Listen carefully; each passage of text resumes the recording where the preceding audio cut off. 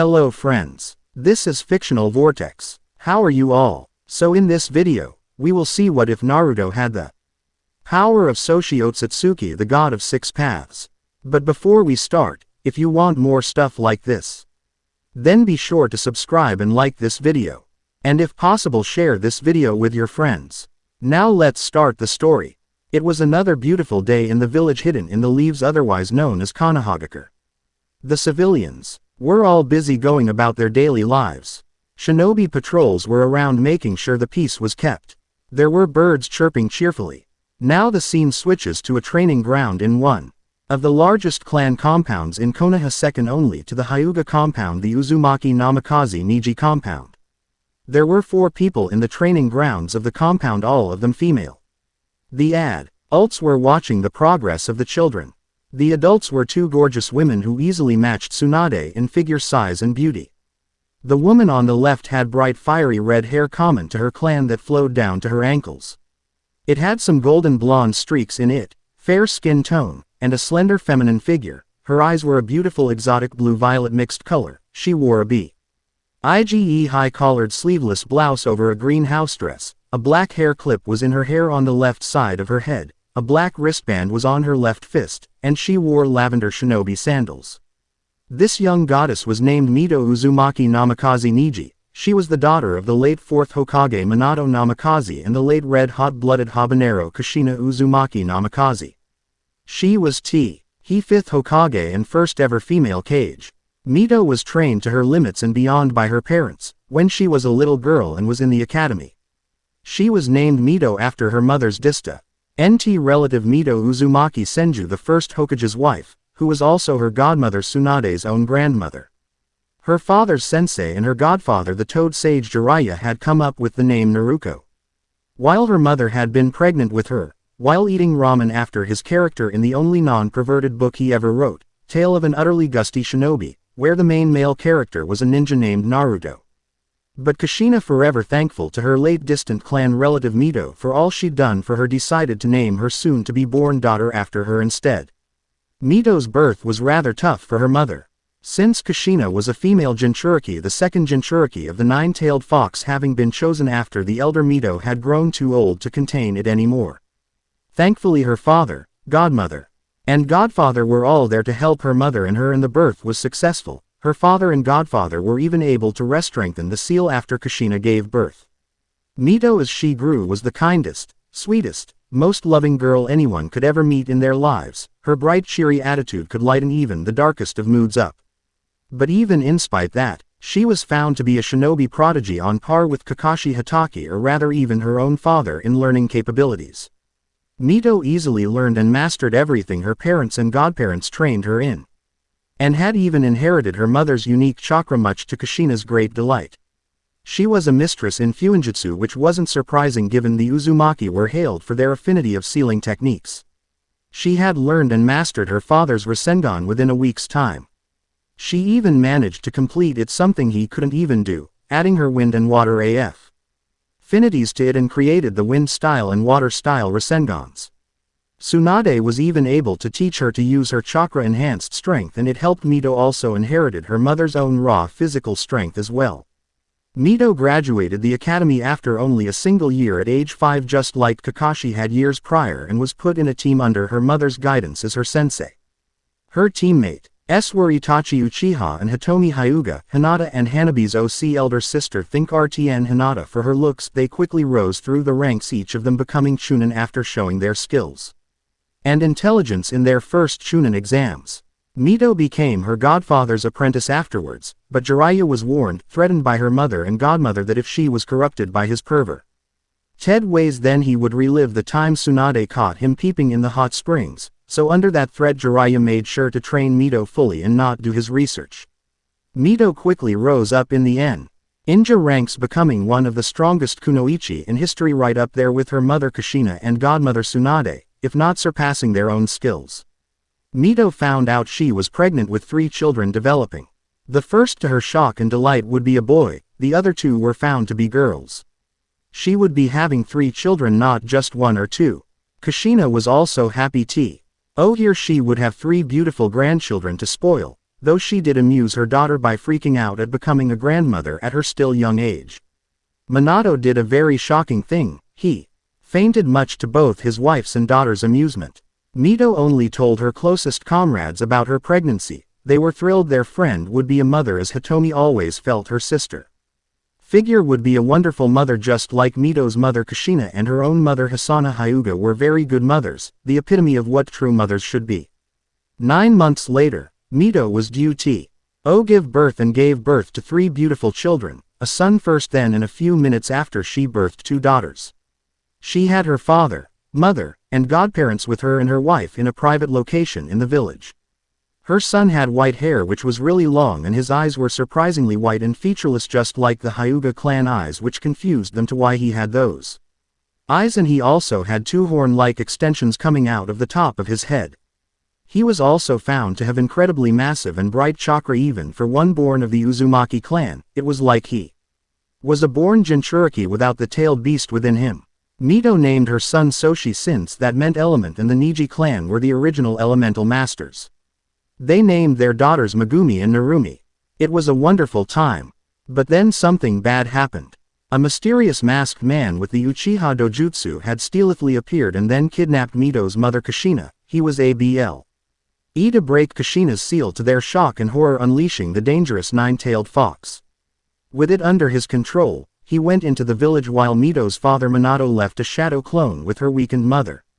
The real Minato and Mito's wife Lucretia went to stop the masked man after he had summoned the 9 tails in the middle of the village, alerting the 3rd Hokage Hiruzen, who rallied the other ninja to hold back the tailed beast. It was pure chaos as the shinobi all fought bravely against the fox, but none of them were able to put even a scratch on the immensely powerful chakra beast. Many shinobi lost their lives in that fight, including a pair of shinobi who fought to keep their only son Iruka safe.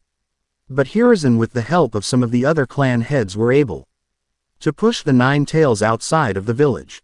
Minato and Lucretia were able to use teamwork to fight the masked man, but his spatial technique made him hard to fight, as it seemed to surpass both Minato's and the late 2nd Hokage's own. But Minato was able to mark him and break his control over the 9 tails. The 9 tails, freed from its seal and out of the village, attempted to retreat but the shinobi, enraged by its mind-controlled killings, attacked it, and out of self-defense, the 9 tails killed more shinobi. Minato was able to stop its tailed beast balls using a time-space barrier to deflect the first one. Then summoning Gamabunta to stop the second one. He then used the Flying Thunder God technique to transport himself and the 9 tails to a clearing. A sealing ARR. I was prepared there, since Kushina couldn't have the 9 tails sealed in her again. They had to seal it within their own grandchildren. Mito didn't want her babies to suffer this burden that her mother had suffered since she was young, but Mito knew there was no other choice, as she herself was too mature to become the 3rd Jinchuriki. Now they had to choose which child should have the 9 tails. They would have chosen Soshi. But with him already having incredibly powerful chakra, they instead decided to split the 9 tails in 2 using the 8 trigrams and Reaper Death sealing styles. ND seal 1/2 of the 9 tails within Narumi and the other within Megumi. Minato performed the seals with Kushina powering the sealing technique with her own chakra. Mito sadly knew these very advanced sealings would cost her parents their very lives. Minato informed his daughter that she was to become the 5th Hokage when he was gone, as he had been grooming Mito to become Hokage after him. It was Mito's dream to be the first female Hokage, a dream inherited from her mother. The 9 tails, recognizing the sealing, tried to stop them, seeing the Grim Reaper appear, but it was too late to stop, as the fox was split into 2 halves and each was then pulled into the seals on the stomachs of Mito's 2 daughters. Minato and Kushina were found by a saddened Mito on the ground, Mina already dead, and Kushina was getting there, having used the last remaining chakra she had to assist her husband's sealing. Mito and Kushina had a private conversation that only they knew and said their sad and heartfelt goodbyes as the elder Uzumaki woman died and was buried with her husband in the hero's graveyard. None saw the beam from the moon shining down on young Soshi and the moon's BRIEF change into a Sharingan eye that had 9 tomos sitting on a pattern of kinetic rings, with the very same eye manifesting on Soshi's forehead before it closed up behind a horizontal eyelid and hidden in a vertical slit. Mito with help from Hiruzen explained to the village about what her parents had done to save their village, and they hailed her daughters Megumi and Narumi the village princes. S's and heroes for each containing the split 9 tails. Mito and Lucretia took their children home and raised them as best they can with their comrades helping when they could. Soshi, Megumi, and Narumi were very close even for siblings. He was very protective of his younger sisters. When they were only 2 years old, his sisters had gotten lost and he bravely went out himself and found his Rying scared sisters and he brought them back home. Mito and Lucretia were amazed and proud of their little prince for bringing his sisters back home safely, though they had been scared when he went out on his own. When they were 3, something bad occurred. The Cloud Village's head ninja undercover had kidnapped the middle child of the main Hyuga family, Hinata Hyuga. But Soshi, being the kind boy he was, came to her rescue after hearing of it, and he had even saved Hinata earlier that year from bullies. He had chased the runaway ninja and did his best to hold off the Jonin even though he wasn't trained by his mothers just yet. They wouldn't get their shinobi training until they were around 5 or 6 years old in the future, as their parents wanted to let them enjoy their childhood a bit longer. Soshi did manage to unlock one of his clan bloodlines. Shockingly, it was his chakra creation, which allowed him to create any weapons he wanted out of his chakra and use them. Kineshiki's too. Creation. His late grandmother Kushina had inherited a limited version of this ability with which she could manifest chains that even suppressed the 9 tails, hence her being chosen as the second Jinchuriki. The Jonin of course did injure Soshi, and unfortunately for the Jonin himself had done it right when Mito with a squad of Anbu were coming, as they had been informed by a chunin about Soshi trying to save Hinata. Mito, greatly outraged by the injury caused to her little prince, killed the Cloud Ninja brutally with her chakra chains, piercing all his vitals. Mito hated the Cloud Village already, as she knew about their previous kidnap attempt on her mother, who told her about it years ago. Now the 5th Hokage and first female Kage had more hatred for the Cloud, as they not only tried to capture her mother but had wounded her son. The Cloud Village demanded retribution for the death of their ninja, but Mito countered with that their ninja had been trying to kidnap a Leaf Clan Hilden had intentionally injured a Leaf Clan heir, her own son, in the process. It seemed like a war would break out between Leaf and Cloud again until Hisashi Hyuga made a sacrifice of his own life to prevent the possible war. It worked, but it had a side effect consequence. The loss of Hisashi emotionally scarred his only son Neji, who was only 4 years old, and caused him to develop a deep loathing hate towards the Hyuga main family. Soshi also had odd dreams and visions of a mysterious woman for the past year. A woman with extremely long sweeping gray-white hair and 2 brown horn-like extensions coming out of her head. Her eyes were white and featuresque, greatly resembling the Hyuga eyes. Mito and Lucretia gave any time that wasn't spent doing their shinobi duties or on each other to their precious children. But the year the kids turned 4, something happened that would eventually sadly rip this loving family apart. Jiraiya, their mother Mito's godfather and sensei, had a ECY from the toads he summoned given by the great toad sage Gamamaru. The prophecy stated that the chosen child would have an ancient power and the power over nature itself, and would either save or destroy the world. Jiraiya felt that Narumi or Megumi were the prophesized child mentioned. Mito and Lucretia didn't believe that one bit and refused to only focus on their daughters and wanted to train all 3 of their children equally. Jiraiya was able to convince them, though, when he was told by Itachi about his own younger brother being highly jealous of his incredible prodigious talents as a shinobi. He told Mito and Lucretia that they must, for the sake of the world and for their children as well, that they must put Soshi to the side for now and focus on Megumi and Narumi. Mito wanted to make a shadow clone to train Soshi, but Jiraiya told her not to because her attention would be too divided between the clone training Soshi and herself and Lucretia training the girls. Mito STILL wanted to leave something so her little prince could get started on his training too, so Jiraiya allowed her to write the basic ninja training in a scroll and give it to Soshi so he could begin his training. Soshi was saddened, but his mother assured him he would get trained as soon as she could get to him. She even kissed him on the cheek with these words, "I promise, my little prince, that you won't be left behind. Finish the basics in that scroll and then I will write more advanced ninja training in another scroll for you after you're done." Soshi did as his mother asked, and it turns out he was an incredible prodigy even beyond his late grandfather Minato, as he easily finished the basic ninja exercises in a few minutes' time, while most other young shinobi to be would take likely Weeks to months if not a couple of years, depending on their natural talent, and it seemed Soshi had a natural talent and potential that far exceeded any other prodigy that came before him. When Soshi went to tell his mother, thankfully she had just finished the girls' training and she was quite proud as her daughters had learned everything she was teaching them within a few hours' time of practice. They tried to unlock their chakra but they only managed to bring some of their chakra out, but even that small bit of chakra felt at high chunin to low jonin level due to their Uzumaki heritage and Jinchuriki status. Unfortunately Mito was a bit tired from training with the girls, so she had gone back inside before Soshi could even tell her that he had finished his exercises. Poor Soshi W, as saddened by his mother not staying for him to tell her of his success. He went to tell his other mother Lucerdia, but she was busy cooking dinner. She told him, "I'm sorry Soshi-chan, I'm busy cooking dinner right now. We can talk in a bit when we're eating, okay?" Soshi was saddened again, but didn't want to make either of his parents mad at him, so he just nodded and went to his room and reviewed what he had learned in the basic ninja scroll. Megumi and Narumi were proud that they learned everything their mother had taught them today within only 2 hours. They rested as they knew dinner would be ready within 30 to 45 minutes. That same evening as the family of 5 settled down for dinner, the girls were chatting to their mothers saying how they would train to become strong kunoichi just like them. Soshi told Mito he had completed the basic exercises within a few minutes' time to her and Lucretia. He even managed to unlock his chakra. Soshi demonstrated by getting up and flaring his immense chakra. Mito and Lucerdia were floored by the feel of their son's immense power. It was definitely beyond Cage and possibly around if not beyond Biju level. Mito hugged him scaling and telling him how proud of him she was that he was able to fully unlock his chakra on his own. The Uzumaki matriarch had a feeling her little prince would be an amazing, very powerful shinobi when he was older.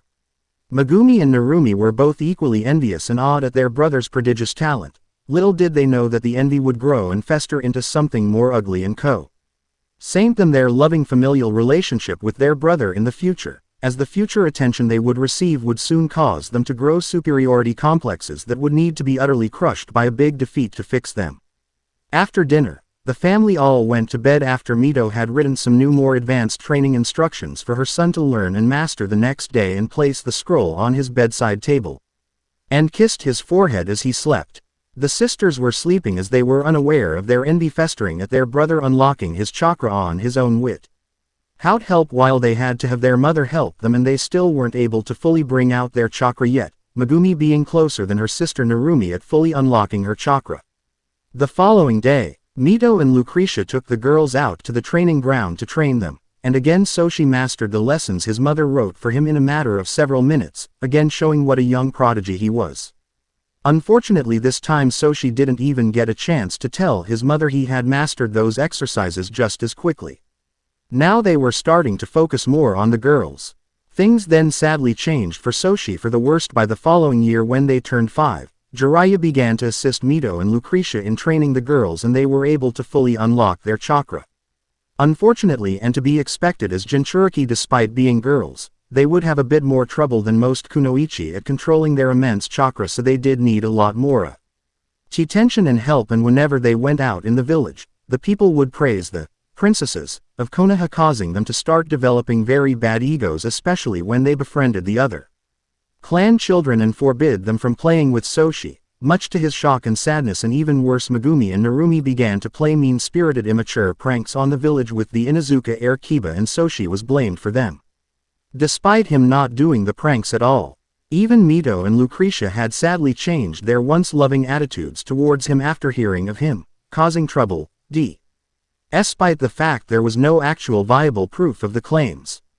Mito and Lucretia currently foolishly believed their daughters over their much better behaved son, whom they originally treasured and loved as a little prince, but now they viewed him as a troublemaker future delinquent, while still viewing their daughters as angels. They never stayed to talk to him anymore, and mainly trained the girls. Hinata Hyuga, who had been a close friend of Soshi's and even had a crush on him, stayed out of the mess due to her own cowardice at possibly making the others mad at her. The only other clan child who stuck by Soshi's side was Satsuki Uchiha, the only Uchiha daughter and slightly older twin sister of Sasuke Uchiha, who was mostly an arrogant prick loner focused on training to catch up to Their older brother Itachi, who was in the Anbu Corps. When Soshi tried to tell his parents that he had mastered the mid-level exercises Mito had written for him, a few minutes on the day after she had written them, they slapped him and yelled, calling him a filthy delinquent liar. It broke his heart that his mothers, who once loved him so dearly, could suddenly turn on him and treat him so coldly now. Mito harshly sent Soshi to his room and told him he was not to come out for the rest of the night. Little did she know in the future, she would learn the truth and become utterly crushed at the way she had treated him recently. But it would be far too late to get his forgiveness by then. Soshi was crying and completely miserable that evening. Then later that night the moon turned into the red nine-tomoed Sharingan eye again and shined down on his room. The crying boy was surprised when he sensed someone else's presence in his room. He sees a woman appear before him, a pale-skinned woman with delicate facial features. She had extremely long, sweeping white hair, gray in the anime. She possessed white clear eyes and her eyebrows were cut very short and round, a symbol of nobility. And she wore a red shade of lipstick on her lips. In the anime, after consuming the forbidden fruit, her hair grew even longer, dragging across the ground, and her fingernails grew long and dark. Most noticeable, she had 2 brown horns that stuck out from her head and a third eye in the center of her forehead. This eye was characterized by red sclerae and irides, with a ripple pattern spreading over the eyeball and 9 tomo. She wore a high-collared hime kimono which has tomo running down the center and edges of the gown and in the anime, adorned with intricate gold and purple lines. She seemed to be glowing with an ethereal light and was looking at Soshi with a gently motherly expression in her otherwise expressionless glance. The noble woman looked to Soshi and spoke a gentle motherly tone. Soshi-chan, I know you are saddened by the sudden changes and the false accusations. How do you know my name? Soshi asked, stunned, and felt safe from her tone. It was the same tone his mother Mito and Lucretia once used until things became bad now. The woman smiled a soft smile. My name is Soshi Ōtsutsuki. Soshi-chan, have you ever wondered why you have those mysterious growths on your head, or why your eyes are like a hyuga's, or your third eye and your incredibly strong chakra? That is because you are my son as well. You got those from me. You are my son rather than Lucretia's. While you were developing in your mother Mito's womb, I appeared before Mito, while she was sleeping one night, and used some of my chakra and transferred some to her, or more precise to you, through her. My powerful chakra altered half of your DNA into being mine, and you kept Mito's DNA, which was enhanced by the DNA you gained from my chakra, considering the Uzumaki clan owns from my bloodline through my younger grandson Ashura. Soshi-chan, I am actually your true mother along with Mito, rather than Lucretia. They have no clue. Kagaya held her arms out for a hug. Give me a hug, my Sochi. Soshi cried and ran straight into one of his true mother's embrace. Ka-chan. Kagaya stroked her third son's hair.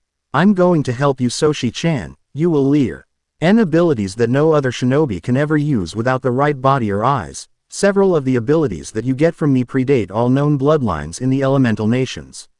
And unlike my T2 sons who only inherited some or a derivation of my powers, you have inherited all of my powers. Really, Ka-chan? Soshi looked at her. Yes, my little prince, and I will make sure you master your powers fully.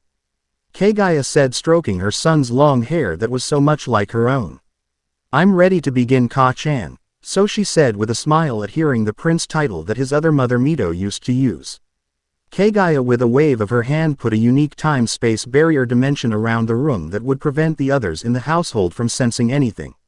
I don't have much time, Soshi-chan. So let's use the time we have to train you. What do you mean, Ka-chan? Soshi said, scared that his newly revealed true other mother would leave him. Kagaya was sad as she informed her son.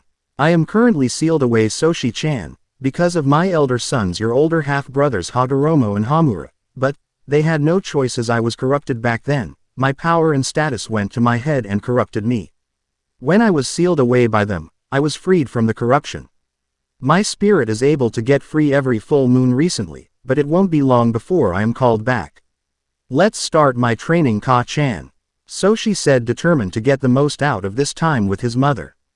Agreed, my little prince. Kagaya smiled and began to start teaching her third son in all his abilities. The barrier dimension had slowed time greatly. They had trained for several years even though barely any minutes passed outside the barrier. Soshi was truly a prodigy like no other. He mastered all the abilities he had inherited from his mother in just a few months' time in the barrier. He could use his Byakugan to see anywhere the full 360 degrees with no blind spot, unlike the Hyuga clan that were descendants of his half-brother Hamura. He even could use its evolved stage, the Tenseigan. He completely mastered his third eye, which he now knew was called the Rinne Sharing, and which had all the Rinnegan and Mangekyo Sharingan powers. He could use the all-killing Ash Bones. He even learned the 5 dances of the warlike Kagaya clan from Kurigakure, named after his mother. They were other descendants of his half-brother Hamura Ōtsutsuki. They had only inherited Kagaya's bone manipulation without their bones being a sure kill. Kagaya smiled, proud of her son. "You have learned everything I taught you, Soshi-chan. I'm so proud of you." She kisses his cheek. "It's thanks to your help, Ka-chan." Soshi smiled. Kagaya felt herself fading. "I have to go now, Soshi-chan. Remember to do your best and ignore the blind fools who don't know you anymore." "Yes, Ka-chan." Soshi teared, watching his mother fading as her spirit was being called back to the seal in the moon. "I promise I'll visit you again during the next full moon. I love you, never forget that, my little Soshi-chan," Kagaya said and kisses her son on the cheek one more time just before she fade. Away, and with her gone back in the seal, the barrier faded.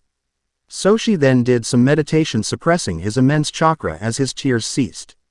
He then heard the door opening and looked emotionless, as his other and birth mother Mito stood there looking at him.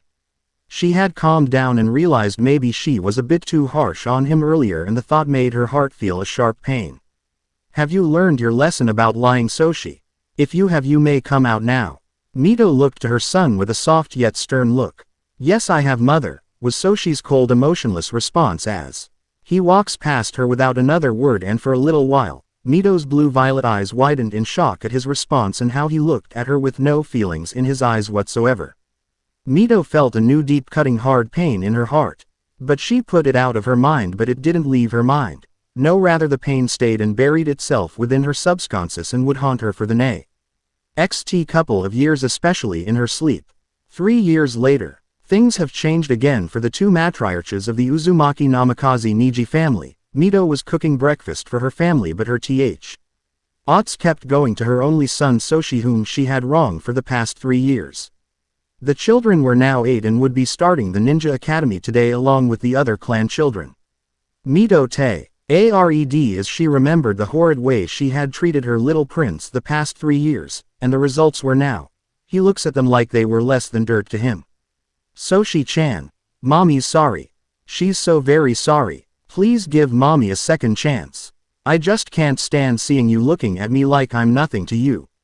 TCH. It's nothing less than what you deserve, Baka. You drove our tle prince away from us with your stupid false belief that he had pulled all those pranks, when it was the girls the whole time," said a darker and colder version of her voice in her head in a very cold and angry tone. This was the voice of her inner demon self called Dark Mito. Dark Mito was formed due to Mito being the daughter of a Jinchuriki. She was created from the 9 tails chakra Mito inherited from her mother, and was in fact the living manifestation of Mito's darker emotions. Mito will never forget that day 3 months ago, the day she and the other clan mothers learned they had been mistaken the whole past 3 years. Flashback Jutsu. 3 months ago, Megumi and Narumi were laughing loudly with their friend Kiba after playing another mean prank on an orphan girl called Amy. "Did you see the look on Ami's face?" Megumi said, cracking up. "Yeah, priceless," Kiba said, snickering. "And the best part, Soshi will get in trouble for it again." Narumi laughed with her sister, ND friend. All of them were unaware that today was the day that all their lies would be completely undone. They didn't notice a certain Hyuga princess Hinata listening in and shocked and horrified, and she wasn't the only one. The other clan children Shikamaru, Choji, and Ino, who had been coming to play with the newly revealed pranksters, were also horrified, as they too had blamed Soshi for the NKS over the past 3 years. Even though with his new colder attitude towards people, it wouldn't make sense for such a person to do any pranks after changing in personality so drastically. Hinata was quietly weeping as she begged Soshi in her mind for forgiveness for her weakness and cowardice. Satsuki, think a younger Makoto for her appearance, just scoffed at her fellow clan children being the only one who stood by Soshi. She was disgusted with Hinata's spinelessness. The Uchiha princess just watched the scene play out. Ino felt horrible. She remembered how Soshi used to be so sad and looked at them with longing, wanting to be friends, but was denied each time and was even insulted meanly by them. But he was defended by Satsuki, who had a very sharp tongue and could use it to cut people down very emotionally. Ino got angry and stormed up to them. "Kiba, Narumi, Megumi," she yelled. "Ino," Megumi said, surprised. Kiba let out a yelp of surprise. Akamaru, his puppy partner, ND friend, was a little ill today and being looked after by his older sister Hana Inuzuka, so he was alone with them. "Hey Ino," Narumi greeted with a grin. Ino slapped Narumi in the face, making her fall to the ground in shock. "Shut up, you pranking bitch." "Ino, what are you talking about?" Megumi said. "You know our brother did that prank." Ino used her clan's empathetic-like ability and could tell she was lying. "You're lying, Megumi. Soshi originally looked at us all playing with sad and longing, then he changed quickly, becoming ice cold, and with how we treated him, I don't blame him either, and I feel sorry for him having such immature sisters who need to cause trouble to get any real attention." Narumi glared at her now former friend. "You feel sorry for that loser brother of ours? How dare you, Ino?" Megumi glared and tackled Ino to the ground. The two girls began fighting viciously, punching, kicking, and scratching each other like a true blue cat fight. A cat maced. Anbu Yugao Azuki went and told Mito and some of the other clan women about the fight going on in the village square.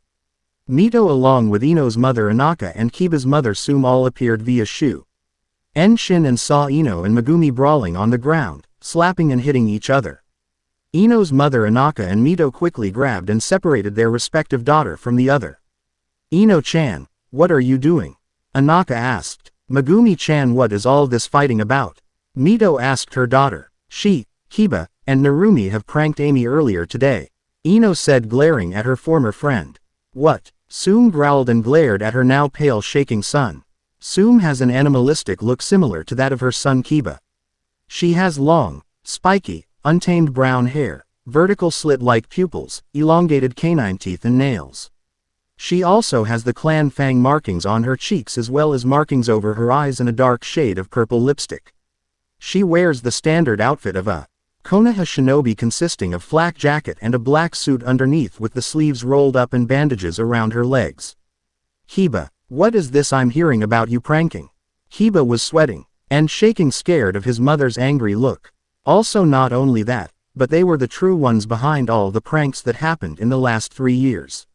Soshi was innocent, Ino said, shocking Mito. What? Mito exclaimed. "Megumi-chan, Narumi-chan, please, tell me Ino-chan is making it up." Her heart felt that same sharp stabbing pain of guilt and sadness from when she last talked with her son after she let him out of his room that one night 3 years ago. If her son was truly innocent of all of this, then she had ignored him for no reason, other than rumors. "She is Ka-chan. You know Soshi did those pranks," Megumi said, but Mito, using the empathetic skill she had as a censor, could easily tell her daughter was lying. "Megumi, tell the truth now, TT Bane," Mito said, her mother's verbal tick getting upset at her daughter. "Did your brother truly pull those pranks?" Her crimson hair began to lift up and wave in a nine-tails-like formation just like her mother's would, frightening the other children, especially Kiba. Sume chuckled, remembering all the times Kushina would get like that. "You're just like Kushi-chan, Mito. Fine, you want to know the truth, Ka-chan. Yes, Soshi was innocent this whole time. We and Kiba did all those pranks just as Ino said." Narumi yelled angrily, her anger making her reveal the truth, much to her partner's in crime's dismay. "It wasn't fair that he was free to do as he wanted, while we had to train with you two and Ero Sennin all the time. So we pulled all those pranks on people and framed Soshi. He at first tried to tell everyone the truth, but no one ever believed him." Mito dropped to her knees, tearing in shock and horror at the truth being revealed. "Soshi-chan. He was actually innocent this whole time, he was telling the truth." She held her hands to her mouth, feeling very ill, as she remembered never talking or even looking at him that much during the past 3 years, even when she sensed he was looking at her, but now he looked at her completely different than how he originally did. Originally, Mito remembered feeling deep love and fondness in his lavender eyes for her that always made her heart swell with joy and love as well. But ever since that night he had nothing but icy cold apathy towards her and Lucretia, and he had every right to, which only made Mito feel even worse. Mito dry gagged, nearly actually vomiting from this revelation due to her Uzumaki blood. Soshi-chan, I'm sorry. Mommy is so sorry, my little prince. Please forgive mommy for her terrible mistake. She teared as she forced herself to her feet. Sume snarled and angrily grabbed Kiba painfully right on the ear. Mito, I gotta go deal with a naughty pup who obviously needs a lot more discipline. She dragged Kiba home by his ear with him screaming and begging. Mito glared at her daughters, her hair still waving in the nine-tails formation as she grabs them by the ears and dragged them home as well. When she got them home, Mito spanked them hard until they couldn't sit right for several weeks and grounded them until they and their brother began the academy 4 months from now. Lucretia was told by her wife and was just as shocked and horrified at the news that their daughters had been the true little devils and their son was still the true angel, though a cold angel now. Ever since then they tried everything to make amends, but Soshi refused to even acknowledge their presence and attempts. Whenever he sensed them now, he would vanish in a rift. Think both Kagaya's teleportation and Sasuke's teleportation. Flashback jutsu release. Mito sniffled a bit as she wiped some tears. Please, Kami-sama, if you have any mercy left in you, please let me have a chance to redeem myself to Soshi-chan. She looks at a family picture on the wall nearby that shows herself, Lucretia, Soshi, Megumi, and Narumi back when things were still normal between them. Mito recalled she had this picture taken when the kids had just turned 3. It was the very last true family photo with all of them. Mito felt more tears forming as she reached out and stroked Soshi's image. The fact that her son truly was innocent of the pranks this whole time was a huge blow to Mito, especially as an Uzumaki who were well known for their deep family bonds. She remembered that she and Soshi had originally been so close before this whole mess began. She didn't know why, but her son had been her favorite of her children. Yes, she did love her daughters too, but there was just something about her son that made her bond with him more and feel closer to him than her daughters. Mito would do anything to make amends to her little prince and bring him back to her. Mito-chan, said Lucretia as she came in and hugged her wife from behind, sensing her pain through their bond. The thing about the Niji clan was they were so in tune with nature due to their powerful elemental Kekkei Genkai, they could even sense their soulmate's pain. Lucretia knew her wife was in deep emotional turmoil ever since finding out Soshi was acutely innocent of all of the pranks that he had been wrongfully accused of for the past 3 years and their failure to successfully make amends so far the past few months. Lu-chan, I'm scared that we may have permanently driven Soshi-chan away from us, Mito said, shaking with sobs as her wife pulled her into a comforting hug. How could we ever believe our little prince would do any of those mean, immature things? Especially considering that he was always the best behaved one of our children. Soshi-chan never once caused trouble at any time for anyone. I don't know, Mito-chan, I really don't know, Lucretia said, stroking her wife's long fiery red hair. All I do know is that we've wronged him badly the past 3 years and we must do whatever we can to redeem ourselves. Mito nodded, sniffling. Now try to be strong, Mito-chan, they do start the ninja academy today and you want to make sure you look well enough to walk with them to the academy, right? Lucretia said, wiping her wife's tears. Yes, you're right, Lu-chan, Mito said, doing her best to pull herself together. And finished making breakfast and sets up the table. Lucretia called. Kids, breakfast is ready. Megumi and Narumi came downstairs trying to beat each other to it. Soshi appeared via a teleportation rift and had his usual impassive look as he sat down. Soshi wore a light, full-length kimono with a pattern of 6 black magatama around a high collar and dark pants with the Ōtsutsuki mane. Family symbol on the back of an 8-pointed sun ray QND under it was a pattern of 9 black magatama. The apathy of his gaze was unmatched even by Danzo's root or the Hyuga clan. It broke Mito's heart to see her son so cold now. She let out a quiet sniffle and felt her wife hold her hand and squeeze it in comfort. Megumi saw her mother's sadness as she looked to her brother and glared at her brother. She didn't like how her brother treated their mother. Soshi ignored his sister's glare. Narumi glared at him as well, but her glare went unnoticed. Mito noticed and frowned. Narumi, Megumi, stop glaring at your brother. The two girls flinched at their mother's stern tone and softened their looks.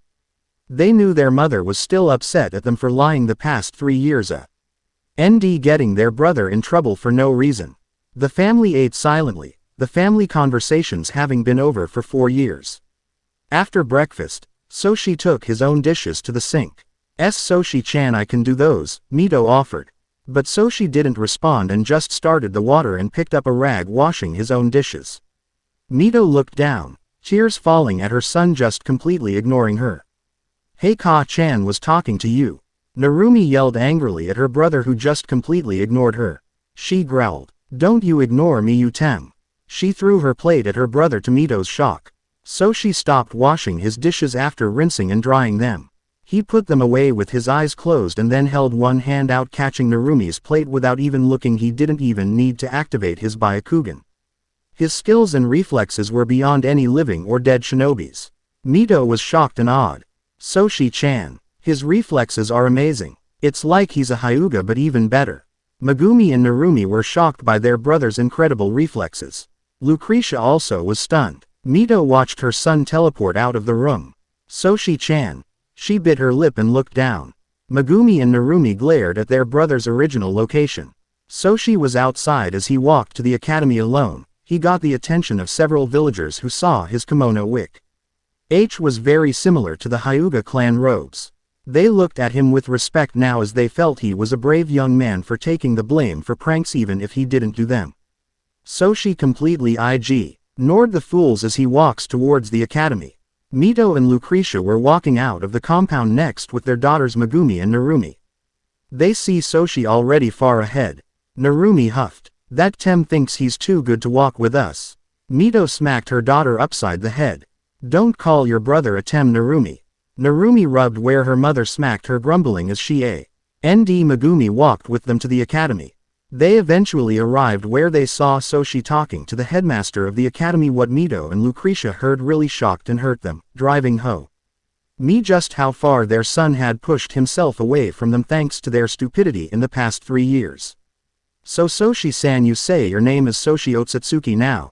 The headmaster said. Yes, after my mother who trained me to use my bloodlines, I changed my last name after that night, Soshi responded. You mean Mito-sama and Lucretia? The headmaster suggested. No, I don't mean those two, I mean my one true mother, Kagaya Ōtsutsuki. Soshi's response hurt Mito dearly, hearing her son refer to them as just those two, and the woman he referred to as his one true mother. She held a hand to her ample chest, feeling the emotional pain. Tears began to form as she wipes them away, doing her best to hold herself together. Megumi and Narumi glared at their brother only for their mother to give them a stern glare to make them stop it. Well, Lady Mito, Lady Lucretia, it's good to see you too, the headmaster said. Thank you, Mito said, trying to smile, but it was a sad smile. I can't wait to see just what your children can do. Maybe they'll be just like you, the headmaster said. I hope so, Mito said, glancing at her son more than her daughters. Well, come on in, kids. Narumi raced in with her sister. Soshi calmly walked in with a noble grace that surpassed even a Hyuga's. He was so mature and handsome as he entered the classroom. Several girls saw him and went bonkers over his cute looks. He was pretty tall, Shino's height, and his handsome looks caught the attention of several girls. The Ōtsutsuki prince looked at his fellow students. The Nara heir Shikamaru is first on Soshi's study list. Shikamaru has narrow brown eyes and a typical expression suggesting he is either bored or irritated. He has shoulder-length black hair tied in a spiky ponytail. He seemed to be bored to be here in the academy. Shikamaru Nara. He seems to be the typical Nara, lazy and aloof, but likely hides a brilliant mind behind it. He likely will have his clan's signature shadow possession jutsu. Soshi said. Soshi then looks to the next clan heir, Inuzuka heir Kiba. He remembered him as one of the group to insult him in the past. Of course he no longer cared about making friends with those who caused him grief, as he had power, skills, and chakra far beyond his age group thanks to his mother Kagaya training him. Like most of his clan, Kiba has messy brown hair, sharp black eyes with vertical slit-like pupils, pronounced canine teeth, and nails that he can change into claws. He also has the distinctive red fang markings of the Inuzuka clan on his cheeks. Kiba had his ninja dog partner, best friend Akamaru sitting on his head of course. Akamaru was a small puppy with white fur. Akamaru's eyes are usually squinted, appearing closed, and he has a brown nose, as well as brown patches on his ears and a brown outline around his mouth. His fur on top of his head is styled to somewhat resemble a mohawk. Soshi looks to him. Kiba Inuzuka, egotistical and overconfident.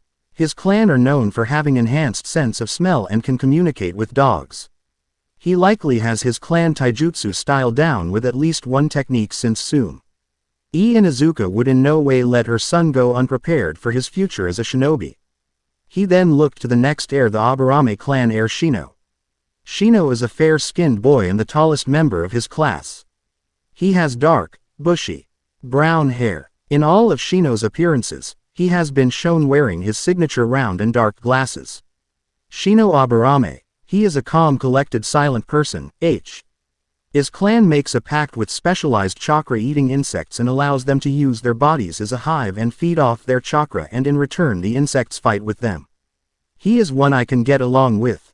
Soshi nodded as the Aburame heir never bothered anyone nor participated in any of the pranks that Megumi, Narumi, and Kiba had pulled off in the past 3 years.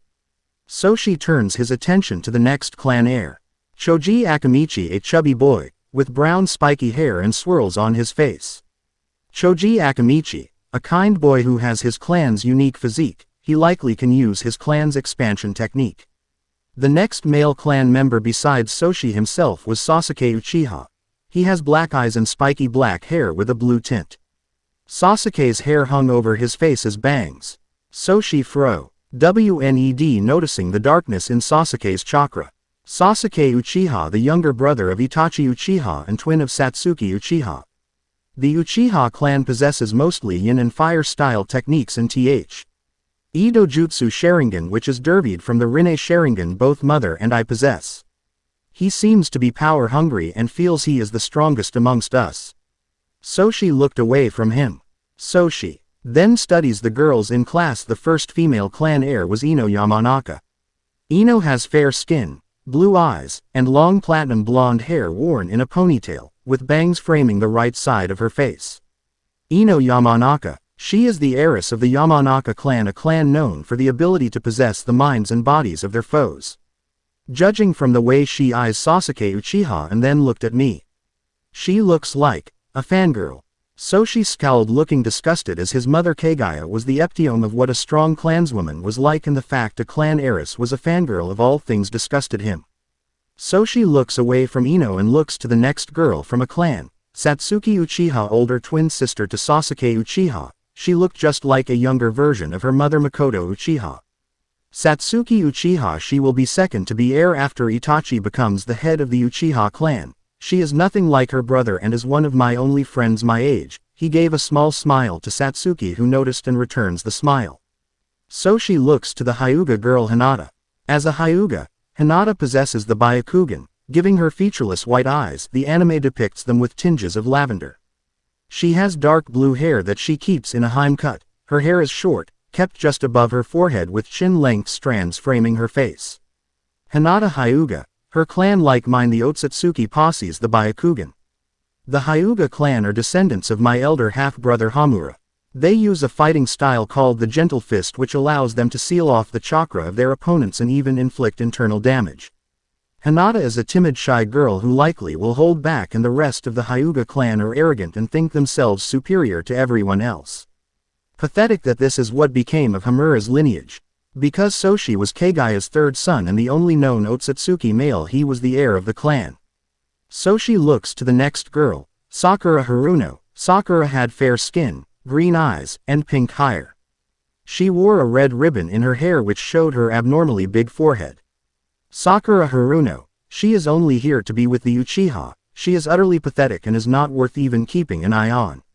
She has very small reserves of chakra due to being a civilian family. If she wasn't so focused on Sasuke, she could be a genjutsu specialist or a medical ninja. Finally, Soshi looks to the last of the main group of what would be known as the Rookie 14, his sisters Megumi and Narumi.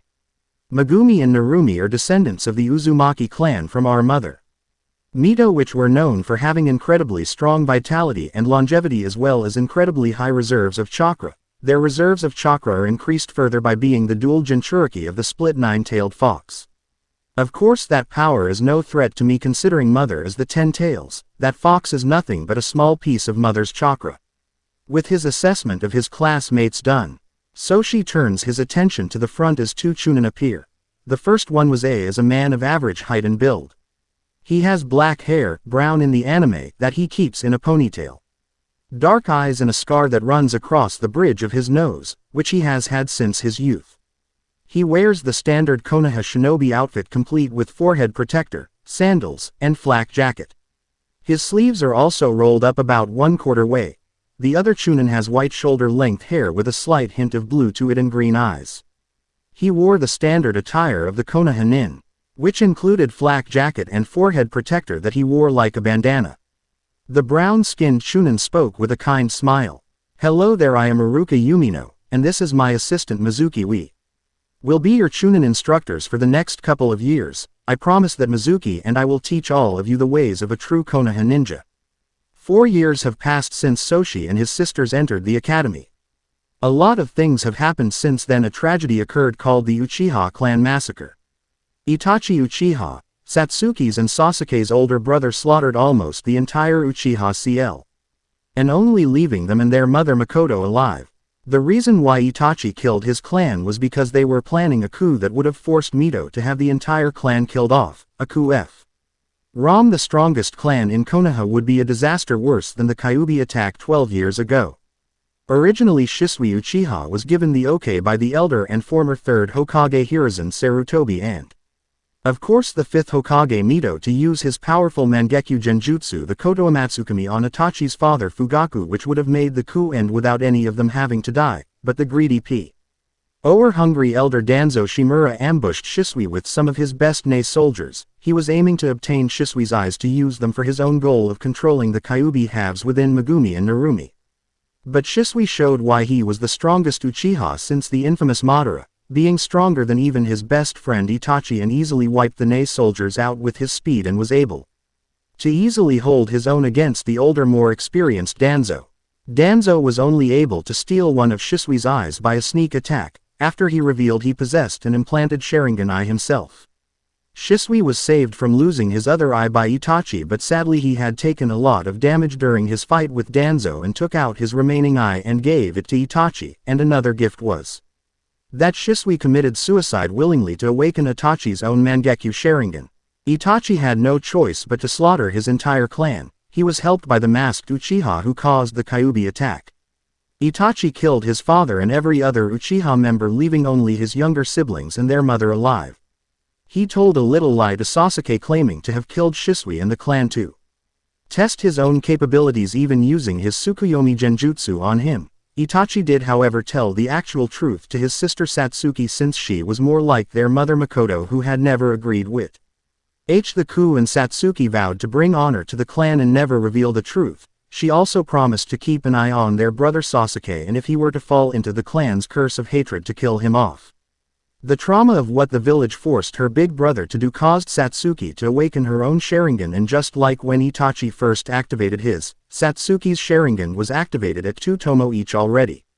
Sasuke also awakened his Sharingan, though it was only the first tomo, and he collapsed afterwards, forgetting he actually had unlocked his Sharingan over the years.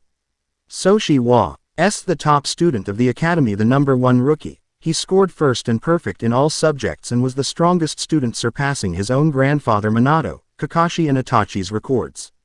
Thanks to his mother Kagaya's training, Soshi was beyond even the 5 Kage themselves in power and chakra reserves, as according to her he was already past the level that both his elder half-brothers Hagamoro and Hamura were in their prime. Soshi was unbeatable in spars even without trying. Sasuke could barely keep up with the Ōtsutsuki heir, only his pride allowed him to keep trying, nothing more. Sasuke scowled at Soshi. He disappeased how easily Soshi often beat him. No matter how he tried, Soshi just overpowered him with barely any effort.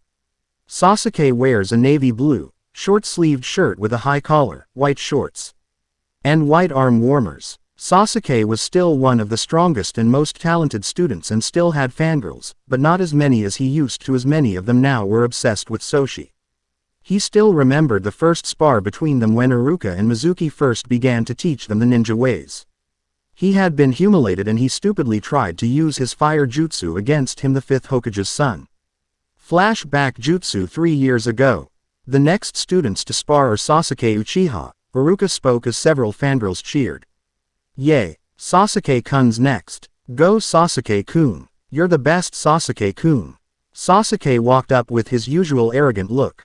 And Soshi Ōtsutsuki. Iruka finished. Soshi walked up with an apathetic look, like he had no interest in fighting Sasuke.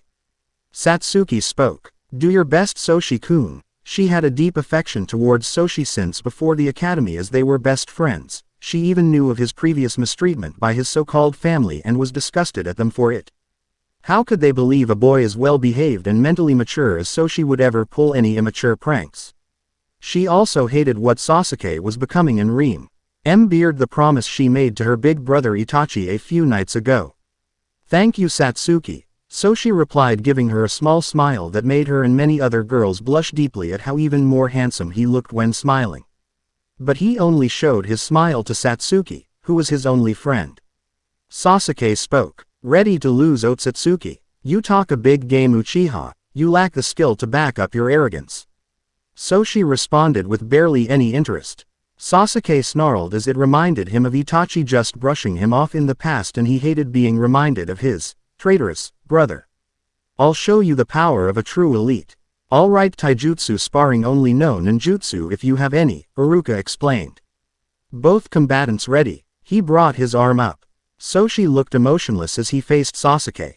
Sasuke got into his clan's interceptor fist style. It wouldn't be as good as if he had an active Sharingan. Hajime, Iruka said. Sasuke charged at Soshi, moving faster than any of the other students could see. Due to the tough training by his father Fugaku before Itachi killed him. Soshi could easily see Sasuke's slow movements, though it was like watching a snail move or even paint dry. Sasuke sent a blow, but Soshi easily dodged it, much to his frustration. How dare you! Sasuke snarled and set several more blows, but Soshi easily avoided them, barely any effort on his part. The Uchiha male's anger grew more and more as he was missing each and every blow.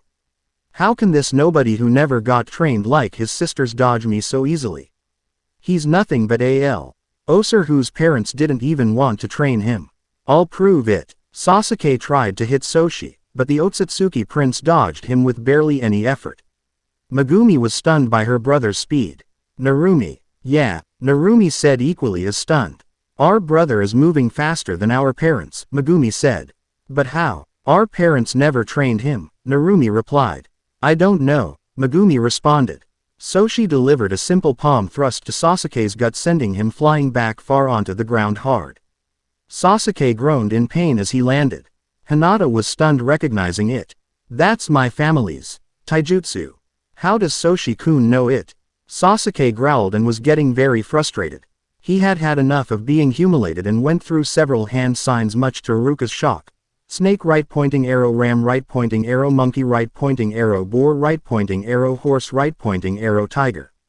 He inhaled. Fire style. Fireball jutsu. He shoots a large fireball from his mouth at Soshi. Sasuke no. Iruka yelled, shocked. Soshi remained calm as the fireball shot towards him. HMPH. He replied, and the fireball hits him, but to the shock of Sasuke and several others, the fire began to dissipate and soon it fizzled out. Soshi showed no signs of burn damage on either his flesh or his clothes. How? He dispelled my fireball jutsu so easily. Sasuke exclaimed, in his mind, stunned. Because Sasuke used AC ranked fire jutsu, he is disqualified. So the winner is Soshi Ōtsutsuki, Iruka said. Sasuke snarled, humiliated by this event, and stormed away. Soshi didn't show any reaction. The fangirls were split. Several, including Sakura, wanted to stay and console Sasuke. Others, including Ino, quickly switched love interests to the Ōtsutsuki prince. Flashback end. Sasuke snarled as today was the last full academy day in Evryo. Nei was reviewing everything they had all learned over the years, as tomorrow was graduation. Alright class, Iruka said. Today is a very special review, as we're going to review the transformation.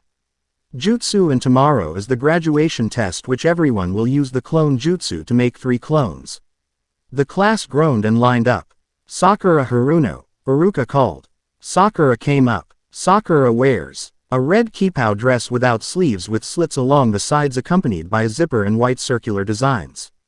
She also wears tight dark green bike shorts with a shuriken holster around her right thigh, and blue sandals. She put her hands in one hand seal, ram. Transform. Smoke surrounds her and it shows a perfect Iruka. Iruka nods in approval. Alright, very good. Sakura reverts to normal with a cheer. Yes, I did it. Beside her appeared a gray and white version of herself that resembled a bad drawing. Cha, I'm the best, said inner Sakura, a second sort of personality that dwells within Sakura's mind. Sakura went to Sasuke beaming. Did you see me, Sasuke-kun? Sasuke as normal didn't answer or react to Sakura. Sasuke Uchiha, Iruka called. Sasuke comes up with his usual look and transforms silently into a perfect Iruka as well. His remaining fangirls cheered him on. Very good, Sasuke. Iruka nods and writes a good score. Soshi Ōtsutsuki, you're next. Soshi walks up calmly and without even any hand signs transforms, choosing to become the form of his mother Kagaya, surprising everyone with the person he choose. Everyone was awed by the divine appearance of the noble-looking woman whose clothing meant she was of royal blood. Very interesting. Who is that woman, Soshi? Iruka asked. Soshi returns to his normal form.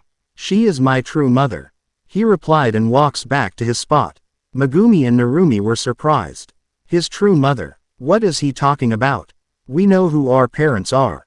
At the Hokage office, Mito had seen her son turn into that mysterious woman through watching on the Hokage crystal ball. That woman Soshi-chan transformed into. Who is she and why does the name Ōtsutsuki sound so familiar to me? The Fanji RLS of Soshi including Ino squealed at how beautiful his mother was and asked questions about her, of course like Sasuke did. Soshi tuned out their chattering. Iruka nods. Alright, Megumi Uzumaki Namikaze Niji. Megumi came up and put her hands in the ram seal. Transform. She became a perfect Iruka like Sakura and Sasuke. Iruka nods. Alright, good job, Megumi. Megumi dispels her transformation and returns to her spot. Narumi Uzumaki Namikaze Niji, Iruka said. Narumi skipped up with a grin, being the jockster of the two sisters, the main one who pulled all the pranks. Alright, it's my turn. She put her hands in the seal. Transform. She burst into smoke and became a nude, more adult-like version of herself, posing sexily for a shocked Iruka, seeing only smoke covering her breasts and womanhood. Iruka flew back with a twin nosebleed. Narumi reverts to normal, laughing. Did you like my sexy jutsu, sensei? She got a punch to the head from her sister. Ow, what was that for, sis? Megumi looked annoyed at her prankster of a sister. For using that stupid perverted transformation you made. Take this serious, Narumi. Iruka yelled with tissues in his nose. Hi's head somehow inflated to much bigger size. He sighed, his head returned to normal size. You can be a good shinobi, Narumi, if you stop pulling several tricks and study more seriously. Narumi was in the low middle of the class rank-wise despite her popularity. Even with all the training her mother's and grandfather figure Jiraiya put her through over the past several years, Narumi was only around high genin to very low chunin level, showing she might be a very late bloomer and not have true natural talent, a bit stronger than canon Naruto at this time. Megumi on the other hand was a prodigy herself. She was already mid to high chunin level in strength and was the second strongest female student, only being behind Satsuki, who was the strongest female student. Megumi could control up to 2 tails of her Kyuubi half's chakra if needed, while Narumi went berserk even in just the Intital Jinchuriki state. This year's dead last was Kiba Inuzuka, much to his embarrassment and his mother Sume's annoyance. Kiba was strong in taijutsu but couldn't do much else. The academy ended for the day as the students all went out to greet their parents and prepare for graduation tomorrow. Mito was waiting for her children to emerge from the academy and saw her daughters come out first. Narumi was complaining about Megumi hitting her. I told you not to use that perverted transformation, Narumi, Megumi said. You're no fun, sis. Narumi groaned. Mito looks at her 2 daughters. Narumi-chan's worse than I was at that age. Sure, I was energetic and free-spirited, but never did I make such a jutsu. And what's even worse, Narumi-chan is not at the level one thought she'd be. Megumi-chan is chunin level easily and is coming along well, but Narumi-chan is barely above genin L. Evil and still can't control the yin kyubi chakra. The training for Narumi-chan doesn't seem to be bearing any fruits like it is for Megumi-chan. Then Mito saw her little prince Soshi walk out of tea. He academy calmly and with a grace unmatched by anyone. And there's Soshi-chan. I don't know his actual skill level, but I do know he is the top student of this generation, surpassing even mine, 2 sans. Kakashi Ni's and Itachi's scores during our own respective academy days. Lucretia was here of course with her wife. Girls, Soshi-chan, we want to see your skill levels. Narumi and Megumi looked to their mothers. Soshi did too, but he looked apathetic. Mito nodded. You 3 will have a match and show some of what you can do. Sounds good to me, Ka-chan Tteyo. Narumi exclaimed. I will show everything I can do. Megumi said. Soshi looks impassive but nods. Very well, I will show some of my power. Mito uses the Flying Thunder God Jutsu to take herself, her wife, and their children back to their compound in the training grounds, her flash being red instead of the yellow of her father. She was crowned Konoha's red flash. Okay, this will be a battle between the girls as a team and Soshi-chan. Are you sure you want to fight them both together? Mito asked, looking to her only male child. I will be fine, Soshi replied. All right, combatants ready? Mito asked. Yes, Megumi said. Yeah, it's time to go wild.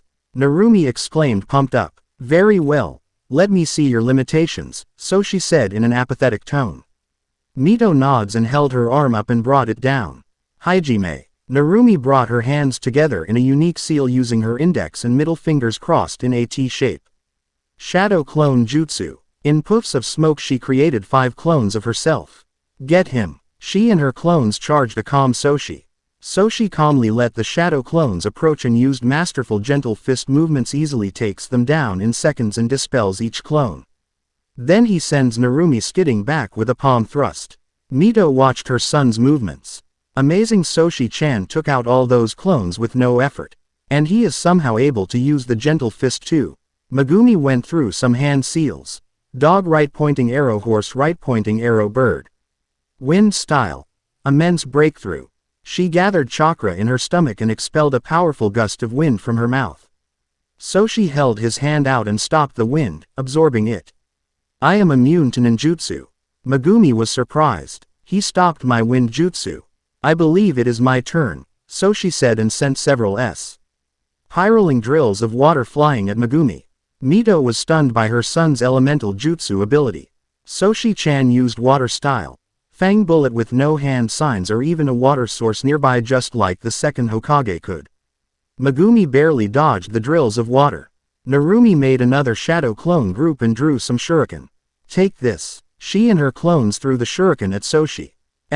Oshi looked calm and formed an earth-style wall to their shock, again without hand signs or even announcing the jutsu name, as it easily blocked the shuriken. Mito and Lucretia were in awe at their son's immense jutsu ability. Soshi brought one hand up to the side and charged lightning chakra into it. Mito was stunned first, then her temper began to take hold. That's like the Chidori. Did Kakashi ni teach Soshi-chan that and didn't even tell me? Ooh, he's gonna get it. I will make Kakashi ni do D ranks for a year. Her crimson hair lifts up in a 9 tails-like formation and her eyes became scary glowing yellow perfect circles as she was shadowed, hunched over, her hands positioned like claws, and a red aura was emanating from her body. Lucretia recognized the signs of her wife's anger, which she got from her late mother Kushina, and stepped aside a bit. Mito-chan certainly proves she's the second red hot-blooded habanero. Narumi created another shadow clone. Bring it, Oni-chan. The clone began moving its hand over Narumi's brought-out hand, a blue orb forming in her palm. Mito calmed down in time to see it. Narumi-chan. You're resorting to the Rasengan. Soshi, even without his Byakugan active, could tell that Narumi's Rasengan wasn't fully mastered yet. He could clearly still it was unstable, the ball struggling to maintain its form. Here, Oni-chan. Take this. Narumi yelled as she charged at her brother. Soshi flew forward with his lightning-charged hand brought back. Mito was stunned. Soshi-chan can fly, but where did he learn how to do that? I know from 2 Sans scrolls only top Iwagakure shinobi can learn the flight technique. Soshi and Narumi thrust their hands out and their respective jutsu clashed, making a huge crater form beneath them. Narumi was knocked back instantly by Soshi's superior power. Narumi groaned. "My Rasengan lost." Megumi spoke. "My turn, Narumi, get back." "No way, sis. I'm not giving up." Narumi claimed, and her eyes flashed red with slits. The whisker marks on her face grew thicker and darker, her hair grew wilder, and her nails and teeth sharpened into claws and fangs respectively as swirl. Crimson chakra came off her, and above her formed the head of the Kyuubi. Mito got worried seeing her younger daughter change into the Intital Jinchuriki state. "No, Narumi-chan. You can't even control the Kyuubi chakra." Soshi didn't even look afraid of his transformed sister at all, much to Mito and Lucretia's surprise. "So you are using that power, even it will not help you against me." His white eyes gained pupils as the veins around them bulged. Mito was stunned and still didn't know how her son had the Hyuga dojutsu, but he did indeed possess it, and she wasn't sure what was with the vertical slit in his forehead either, or the horns growing out of the top of his head. She would try to get to the bottom of her son's strange features at some point in the future. Narumi G'd at Soshi with a snarl, and then Soshi held his left hand forward. 80 God's vacuum attack. He sent a barrage of giant white chakra fists which pummeled Narumi and delivered an uppercut senden. Her flying up and crashing back down, barely conscious. Narumi struggled to her feet. "You are stubborn," Soshi replied, looking back at her with his Byakugan deactivated. "You better believe it. I will never give up," Narumi exclaimed. She then was about to create another shadow clone. Soshi's left eye turned red with 9 tomo and a ripple-like pattern in it as he caught her in a small genjutsu. Narumi froze and then collapsed, sleeping. Mito, Lucretia, and Megumi were stunned. Soshi looks to Megumi. "Come." Megumi nods and activated her two-tailed cloak. Red chakra surrounded her in a fox-shaped shroud around her body. Her hair got more wild, her nails and teeth sharpened into claws and fangs, and her eyes and mouth gained a black outline around them respectively as her violet eyes turned red with slit pupils. The marks on her face deepened and got thicker. She got down on all fours and then charged at her brother. Soshi then sent a massive fireball from his mouth at Megumi. Mito recognized it. "That's the fireball jutsu. Soshi-chan knows several good jutsu." Megumi roared, breaking through the fireball, and then sent a red chakra arm at him to grab him. Soshi dodged the arm. He then launched several giant fireballs in the shape of dragon heads from his mouth at Megumi. Megumi barely dodged the fire dragons. Soshi then brought his hands out and 2 spears made of white chakra and charged at Megumi and began to send powerful blows at her. Megumi roared in pain as the slashes broke through the Kyuubi cloak with ease. Soshi appeared in front of her with a white gauntlet formed from his chakra around his right hand and struck her, sending her flying and making her Kyuubi cloak fade away as she hit the ground, making a crater unconscious. Both of the sisters had been utterly defeated by their brother within a few minutes, give or take a few seconds. Mito was stunned. Soshi-chan beat both his sisters without even trying. I can telephone. He was holding back a lot of his skills. "Just how strong are you, Soshi-chan? Will we get to see your true strength sometime?" She put the thought away for now and announced. Both Megumi and Uzumaki Namikaze Niji are unable to continue the match. The winner is Soshi Ōtsutsuki. Megumi is far more skilled than Narumi is. "I do not think the training showed any success for Narumi," Soshi replied. "Tomorrow is the graduation test. I would recommend not to follow the usual pattern of putting the best students with the worst. It is a quite foolish concept." He then teleported away. Mito thought. Soshi-chan is right, the whole concept putting the top and worst students worked for a while in the past, but I think it is time to change things. The question is who should be on Soshi-chan's team. She knew her son didn't have too many friends, his only friend his age being Satsuki Uchiha. She knew why as well, like her the other children except for Satsuki had also falsely belied Soshi, being the prankster behind pranking them the past 3 years prior to the academy starting. When his innocence was proven, the other children did still currently try to make it up to him, but Soshi just ignored them and never participated in any group activities.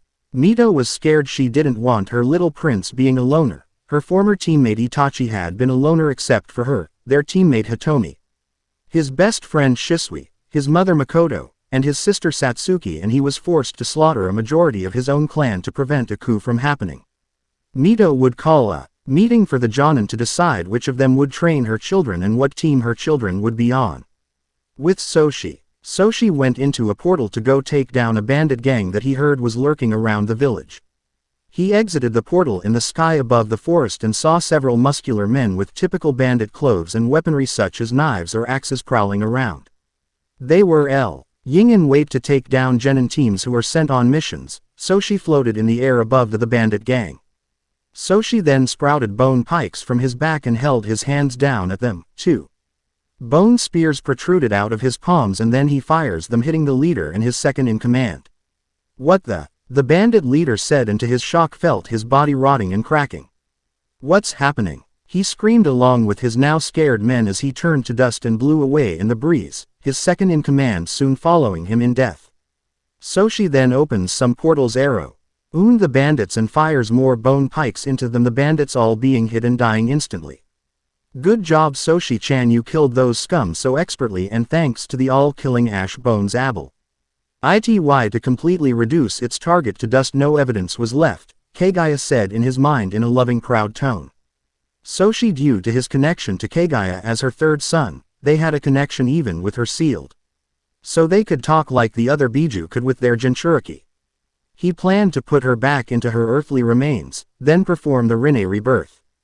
Because of his stouts as Kagaya's third son and having all her godly powers and some of his own, he was immune to the side effect of using that technique and could bring anyone back to life whom he chose, but first he needed to find several certain treasures that belonged to his late eldest half-brother Hagoromo. I'm glad to do so, Ka-chan. Those scum are lowest of the low, Soshi responded. So I overheard the Toad Sanin Jiraiya talking about this group called Akatsuki, and from what I saw from that Zetsu clone using the human path, they plan to try and reform your corrupted Ten-Tails state using your weakened B. Adi, and this Han seems to have the Rinnegan as well. Yes Soshi-chan, but you should be able to summon my body as well, since you are my child, and do not worry, this pain is nothing compared to you, my little prince. His Rinnegan is not even his actual eyes. That Uchiha who is using Madara's name shouldn't be too hard to handle, as your teleportation far surpasses his. Take down the Akatsuki, Soshi-chan. I do not want anyone else trying the infinite Tsukuyomi I foolishly in my corrupted stage used centuries ago. There is a reason why Hagoromo left the stone tablet behind. Kagaya informed her dear third son. I know, Ka-chan. I swear the Akatsuki will fall by my hand, Soshi replied to his mother, and he teleported away to another place. Hokage office. Mito had several Jonin meeting with her to discuss the genin teams. Alright, so the academy graduation exam is tomorrow, let's discuss how the teams will be. Several Jonin stood before the Godime Hokage as she studies 3 Jonin in particular. One was a tall man with brown eyes, olive skin, short spiky black hair and a beard. He wore the standard Konoha nin uniform with his sleeves rolled up halfway, the standard green flak jack, shinobi sandals. Around his waist he wore a sash with kanji for fire marked on it, a pair of black bangles, and bandages around the arms of his sleeves. His headband was worn around his forehead. This man was Asuma Sarutobi, the only remaining son of the former third Hokage and now one of the 3 elders of Konohagakure Hiruzen Sarutobi. He was a former member of the 12 Gwar Daien ninja who were tasked with protecting the daimyo and his family. The second Jonin has spiky silver hair leaning to his left side, a dark gray eye. He had a relaxed, heavy-lidded expression on his face. His Konoha headband was on his head but leaning down, covering his left eye.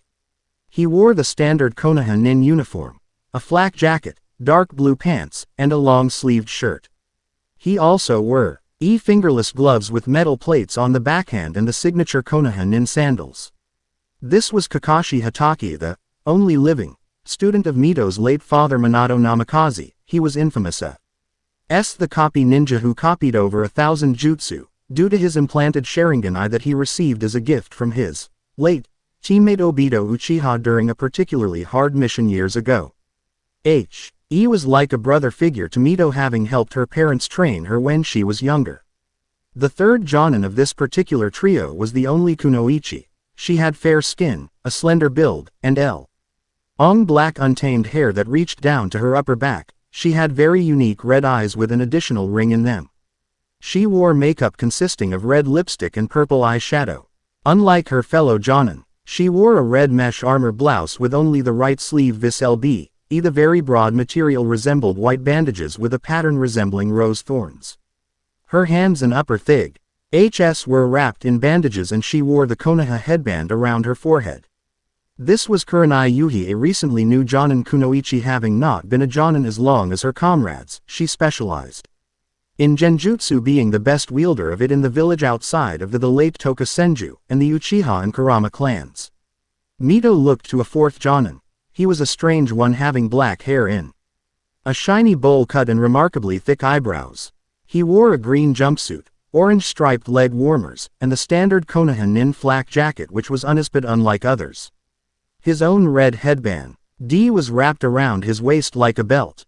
This was Might Guy, the strongest taijutsu master in Konoha history. He had his own genin team, currently being one of, if not the first jonin to become a sensei of his generation. Mito shuddered and shook her head. As good a teacher as Guy is, I don't think I want him anywhere near Soshi-chan or the girls. Alright then, the students graduating this year are all clan members. We have only one civilian-born student in this group, so what teams do you each want? Before Asuma, Kakashi, or Kurenai could tell Mito, they saw a portal open and who but Soshi walks out of it. I have a request. Mito was surprised to see her son here. Request? What is it, Soshi-chan? I wish to be on my own. I do not need any help, Soshi replied in his usual cold tone. Some jonin were stunned as they knew Soshi was the strongest student and rookie of the year, having surpassed even Itachi, Kakashi, and even his own late grandfather Minato's own scores in the academy. But they felt that he was maybe a bit full of himself, saying he could be on his own. Soshi-chan, Konoha has always founded itself on teamwork, Mito told her son. You're saying and to fight on your own as a one-man team? Yes, I do not need a sensei. I have learned all need to know about the shinobi way, Soshi responded. One jonin who was one of those who looked down on Ho's younger and full of themselves scoffed. You think a little gaki like you knows everything. Kid, you haven't even scratched the sur. He was silenced as the room temperature dropped to way below freezing and a huge pressure crushed him and every other jonin in the room. They fell to their knees in shock. Mito was the only one standing, but only because she was a cage. Even then she was sweating and barely withstanding the immense killing intent and pressure. Think the scene in Shippuden during the war when Edo Tensei Tobirama released his chakra against Sasuke and his team when Sasuke too LD him, he was going to destroy Konohagakure. Mito was stunned as she saw her son glaring at the jonin and his body was emanating with a bright white chakra aura. The floor under him was cracking and splintering, the walls were cracking, the whole village was shaking violently, causing the civilians to freak out as some Konoha ninja patrolling came to try and calm them down. His lavender eyes were cetually glowing as he gave such an ice-cold glare at the poor jonin who was on his stomach on the ground, shaking and sweating and foaming at the mouth. Mito was overwhelmed by her son's immense aura. Soshi-chan's chakra. It's enormous. Why do I get the feeling that it's only the tip of the iceberg of how strong he really is?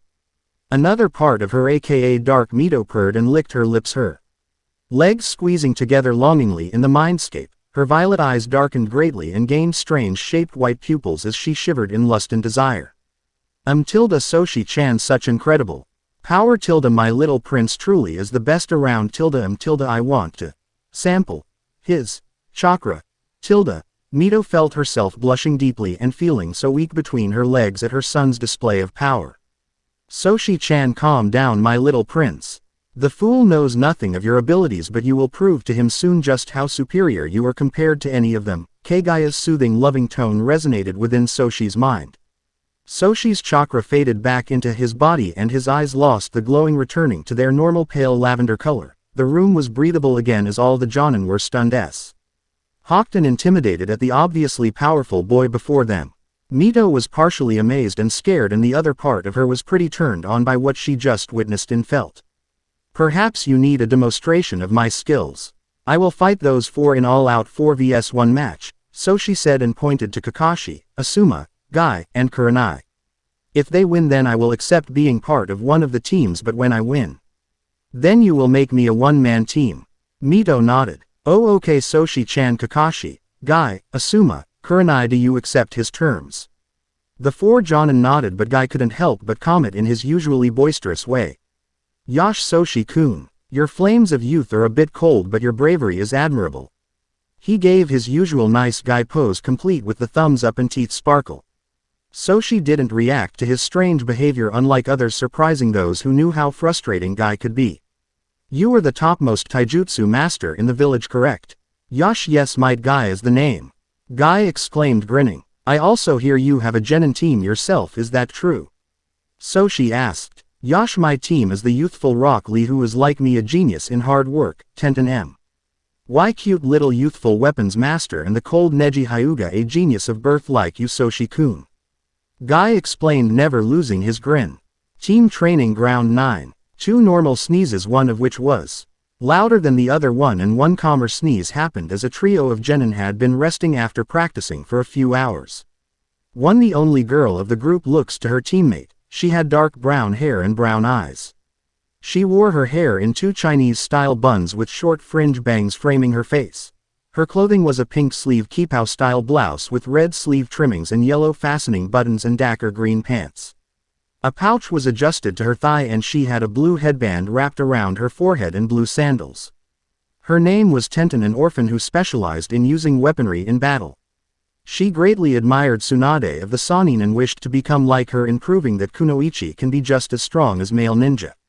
The second one of this team was a LD boy with fair skin and dark brown hair. He had the featureless white lavender eyes of his clan the Hyuga. He wore a beige-colored shirt, a dull blue shirt beneath that, and mesh armor beneath that, dark brown shorts, blue shinobi sandals, and wrapped bandages around his right arm, chest, and right leg. His long hair was tied back in a loose ponytail tied a few inches above the end. His HEA D band was black under which was a smaller headband with straps that framed the sides of his face, both of which hid his caged bird seal marking him as a member of the branch family of the Hyuga. T.S. was Neji Hyuga. He was the cousin of Hisana and Hinata Hyuga, being a year older than Hinata, and he had a deep loathing hatred towards the main family, blaming them for the death of his father Hizashi Hyuga after Kumogakure had attempted to kidnap Hinata. Neji believed all people from birth had one single course of their life that they could not change or escape from. The last one of the grow. This boy had shiny black hair in the same bowl-cut style of Guy's, round eyes with prominent lower eyes lashes, and very thick eyebrows. He wore a green jumpsuit, orange leg warmers, and a red headband around his waist. He also wore bandages around his forearms up to his fingers which covered his healed scars caused by his rigorous training. This was Rock Lee from a clan of taijutsu users. He was the apprentice and #1 student of Guy and emulated him in all ways. He had a condition that made him unable to utilize ninjutsu or genjutsu, so he vowed to become a taijutsu master just like his sensei. I wonder if Guy sensei is bragging about us again? Tenten inquired. He must be, Neji responded in his usual cool tone. Yash Guy sensei must have faith in us, we must not let him down. Lee exclaimed with fire in his eyes. Tenten just sweat drops at her green teammate as Neji doesn't respond. Hokage office. Guy, some advice. I wish to see your full potential as a taijutsu. You master, so when the match begins use the gates, Soshi responded as he turned to leave. The match will take place today within 20 minutes in training ground 7. He then looked at them over his shoulder. I hope you four will show me why you deserve your reputations and rank as Jonin. He then teleported, vanishing before their eyes. Kakashi, Asuma, Guy, Kurenai do as Soshi-chan said and go all out, Mito said. Mito-chan, are you sure? Kakashi asked, concerned. Will Soshi be okay? Kurenai asked, worried about hurting her leader's son. Yes, I don't know why, but I have the feeling Soshi-chan can handle it, Mito said. I will be coming as well to see this match, Dark Mito purred her piece. And to see just what Soshi-chan is truly capable of. He'll probably use more of his abilities against experienced Jonin than he did against the girls earlier. The four Jonin nodded and Kakashi and Asuma vanished in a poof of smoke as Kurenai vanished in a swirl of flower petals and Guy vanished in pure speed. Mito vanished in a red flash to tell her wife Lucretia about the upcoming match. Lu-chan. Mito-chan, what is it? Lucretia asked. The matriarch of the Niji clan knew things had been horrible for them. Since their son was revealed to indeed be innocent, and they were no closer to making amends than the day that the girl's lies had been found out 4 years ago. As saddened as she had seen her son distance himself further and further from them each day. Soshi-chan wants to be a one-man team, Mito said. What? But why? Lucretia asked. Because other than Itachi's little sister Satsuki, Soshi-chan has no friends his age. Lu-chan, Mito said, tearing up. Like us, the other clan heirs believed the girls over him and treated him badly. Lucretia also felt herself tearing at her son only having a single friend his age. Oh Mito-chan, what should we do? Soshi-chan has set a match up with himself fighting 4 Jonin, Mito said. 4 Jonin? Who are they? Lucretia asked, worried. If they were the 4 she was thinking of, then she was worried for her son's safety. Soshi will be fighting Kakashi Hatake, Might Guy, Asuma Sarutobi, and Kurenai Yuhi, Mito replied. What? Those 4? Lucretia said, worried. Lu-chan, he can handle it, Mito said. How Mito-chan? Lucertia asked. During the meeting, one Jonin called Soshi-chan on what he thought was a bluff, Mito explained. Then Soshi-chan released his chakra and gave such a cold glare, and he was emanating such incredible chakra that Jonin was down on the ground foaming at the mouth. He did that just by releasing his chakra and a glare. Lucretia exclaimed. Yes, so I have the feeling we will need to watch his match, Mito said. Of course, Lucretia said. Should we get the girls to watch too? Yes, maybe seeing their brother's greater strength will inspire them to train their attitudes better, Mito replied, and with her wife, she teleported, picked up her daughters, and teleported her family and herself to the training ground. At training ground 7, Guy, Asuma, Kurenai, and even Kakashi were already there waiting, shocking Mito. Kakashi ni, you're on time, Mito exclaimed. Yeah Mito-chan, I thought I'd try to be on time for a change, Kakashi said, rubbing the back of his head as Mito, her family, and his 3 comrades teammates for this fight stared shocked at him. Soshi arrived a few minutes later in an oval-shaped swirl and noticed Mito and her family's presence. So we have an audience, very well then, he then seamlessly put a huge barrier seal up around them and the entire training ground, shocking Mito. This barrier seal will make sure we are undisturbed. Kakashi was amazed. He put this huge barrier seal up without using ink or hand seals. He truly is an Uzumaki descendant with that kind of seal mastery. Which will start us off? Soshi questioned. He saw Guy charge at him and swung a punch which Soshi blocked with one arm. So Guy will be the first to test me. He then saw Kurenai get her hands in a seal. Kurenai went through 5 hand seals. Dog right pointing arrow, snake right pointing arrow, monkey right pointing arrow, ox right pointing arrow, tiger. She began to disappear in a mist-like fashion before everyone's eyes. But Soshi saw her disappearing easily.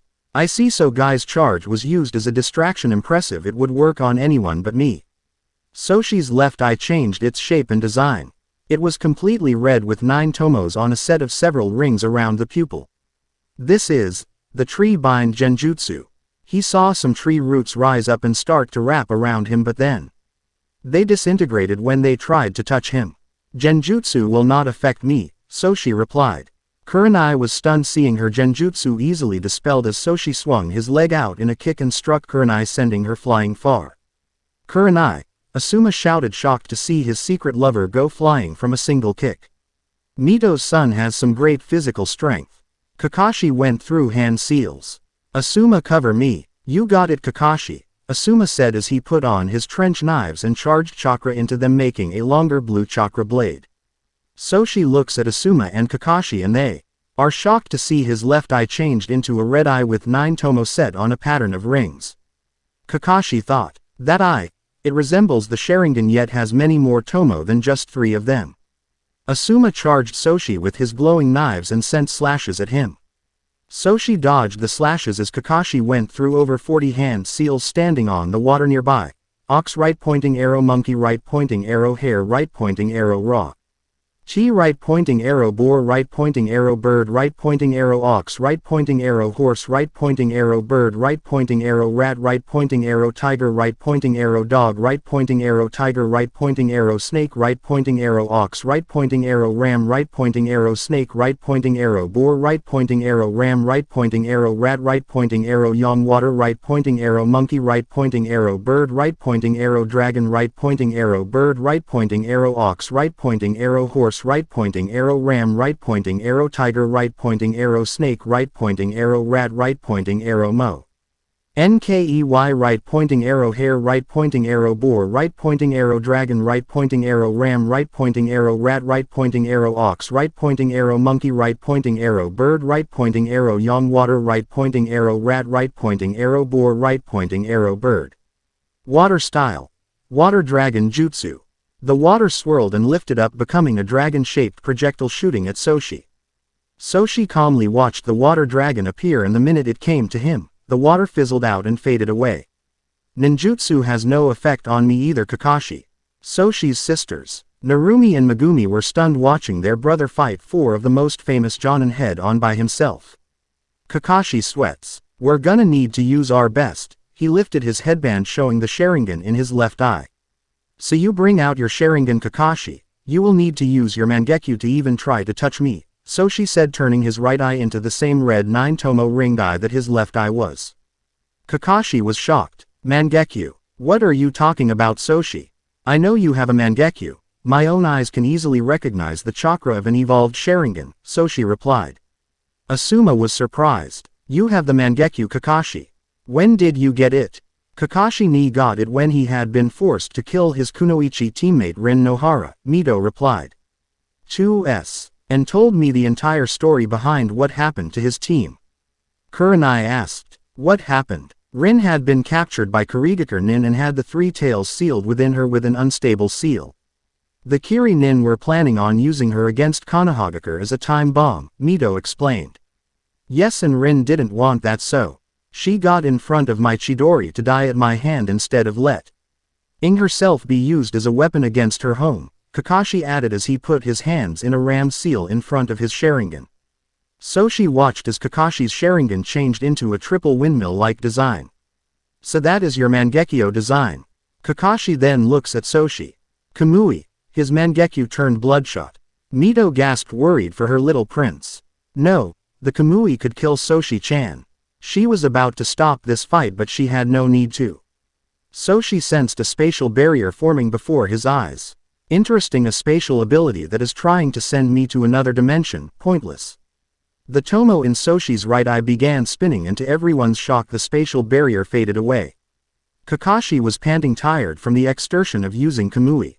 I see that technique tires you out, Kakashi. Soshi said, and then held his hand out.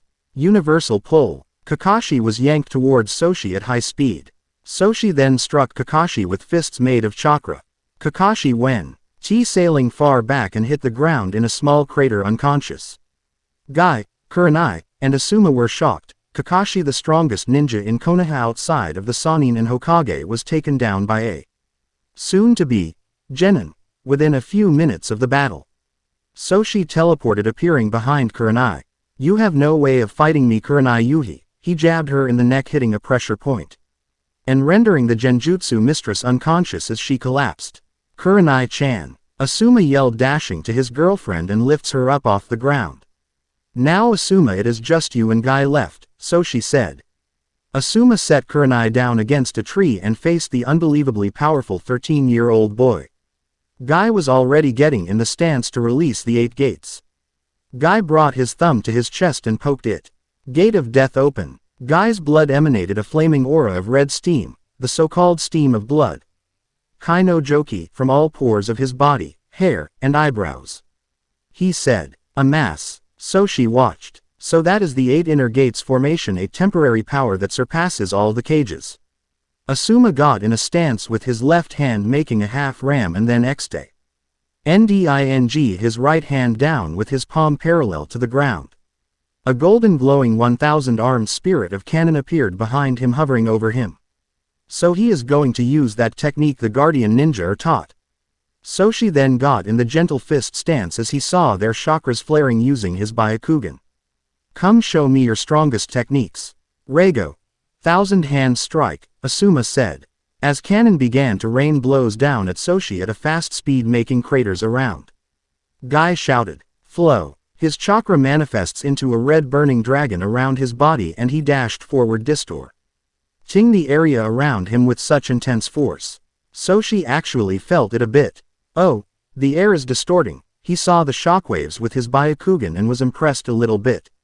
So this is He power obtained from mastering the 8 gates. It is very impressive. Guy then delivered an immensely powerful kick and landed it on Soshi, sending a powerful shockwave linear to the kick. Night Guy. Mito screamed scared for him. Soshi-chan. No. Asuma was panting. Did we get him? To his shock, Soshi was shown still standing there and the only sign of the damage was a bit of blood dribbling from his mouth and a rapidly vanishing bruise, and his head was turned to the side, with craters all around him. The Ōtsutsuki prince looked back at them. That would have taken me out if I was weaker or anyone else. He wiped the blood from his mouth. No way, he took our attacks head on and only bled a little bit.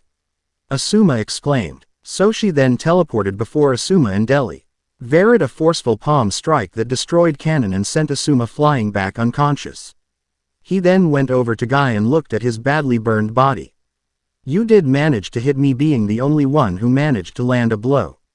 He knelt down as a red and blue light ball forms in one hand. I will heal you from the side effects of the gates. He put his hand on Guy's chest and used his yin y ang healing and heals Guy completely from the life consequences of the gates. Mito ran up to Soshi. Soshi-chan, are you okay? Yes, I am fine. Guy was a worthy adversary for me to fight. I have healed him of the side effects of the gates. I believe I have proven my words, mother, Soshi replied in his usual apathetic tone. Mito nods. Why, yes, you really have, Soshi-chan. I'll make sure you are. A one-man team. I'll have your first mission ready after the other teams are announced. Soshi-chan doesn't need to take the true genin test. He already knows what it means, which saddens me, that my 13-year-old son knows this early the way of the shinobi. He will graduate easily, I just know it. All right then, I will go and await my first mission, Soshi replied and disappeared in a rift. Megumi was stunned. Ni-chan was able to beat Kakashi-ni, Guy-san, Asuma-san, and Kurenai-san all at once. Just what kind of secret self-training did he do to make him strong enough to beat 4 of Konoha's best jonin?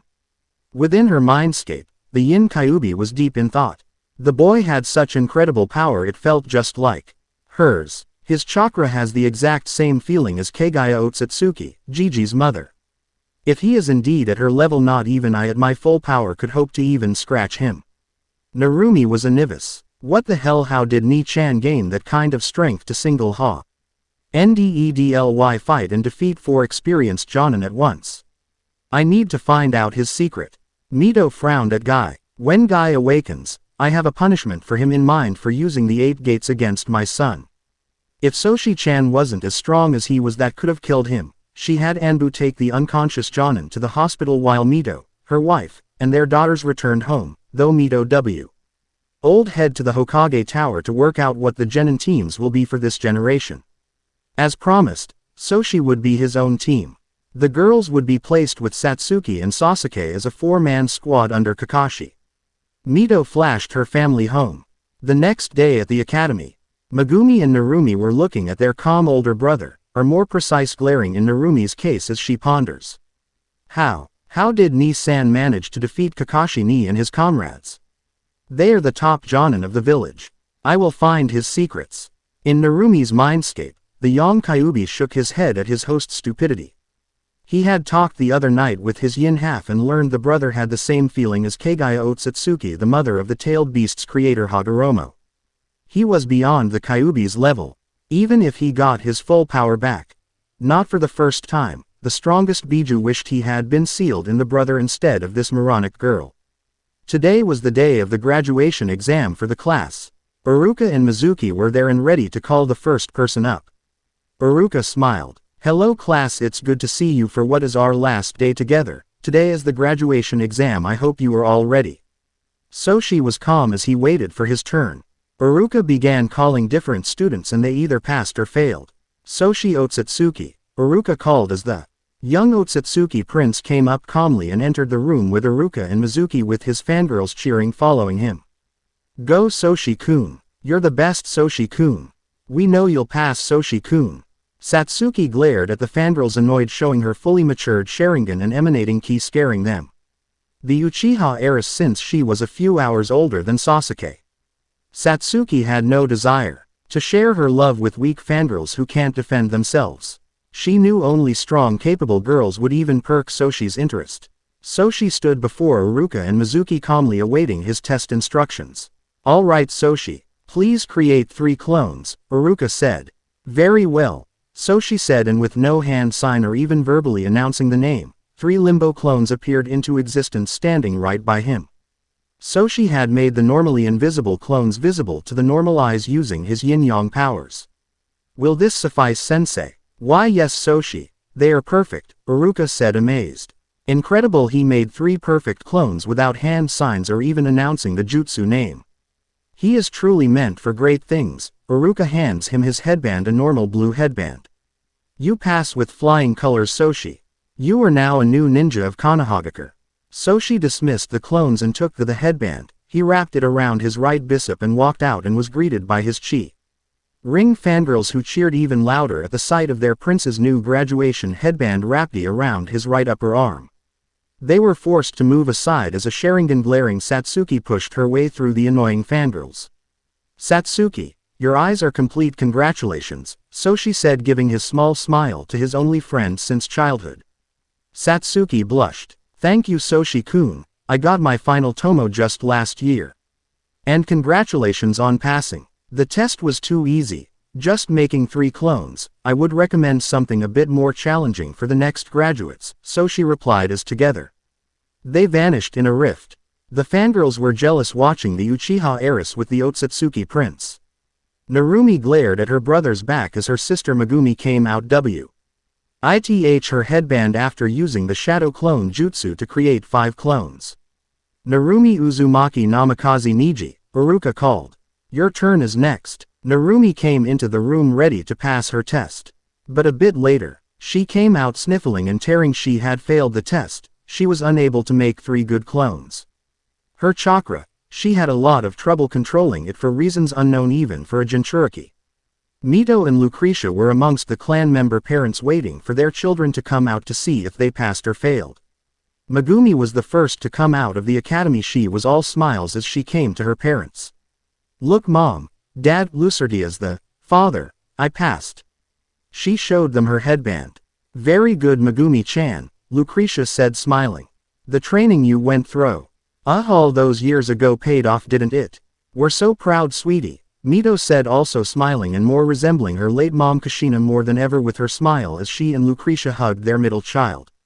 Mito looked for her other 2 children, her smile never fading as she saw her eldest child Soshi walk out with Satsuki, both of them bearing the headbands that showed they passed the test. Soshi-chan, you passed. Soshi looked silently at his mother. It was far too simple, you should revise the graduation exam. Mito had to agree with her son, their making 3 clones was much too simple for students who had supposedly spent around 4 years in the academy learning all they would need to know. She knew the civilian side of the council was likely behind the issue. They had even Ivan, her father, during his time as the 4th Hokage problems, and before his death he had been planning a bill that would ban them from ever have any influence on the Shinobi Academy.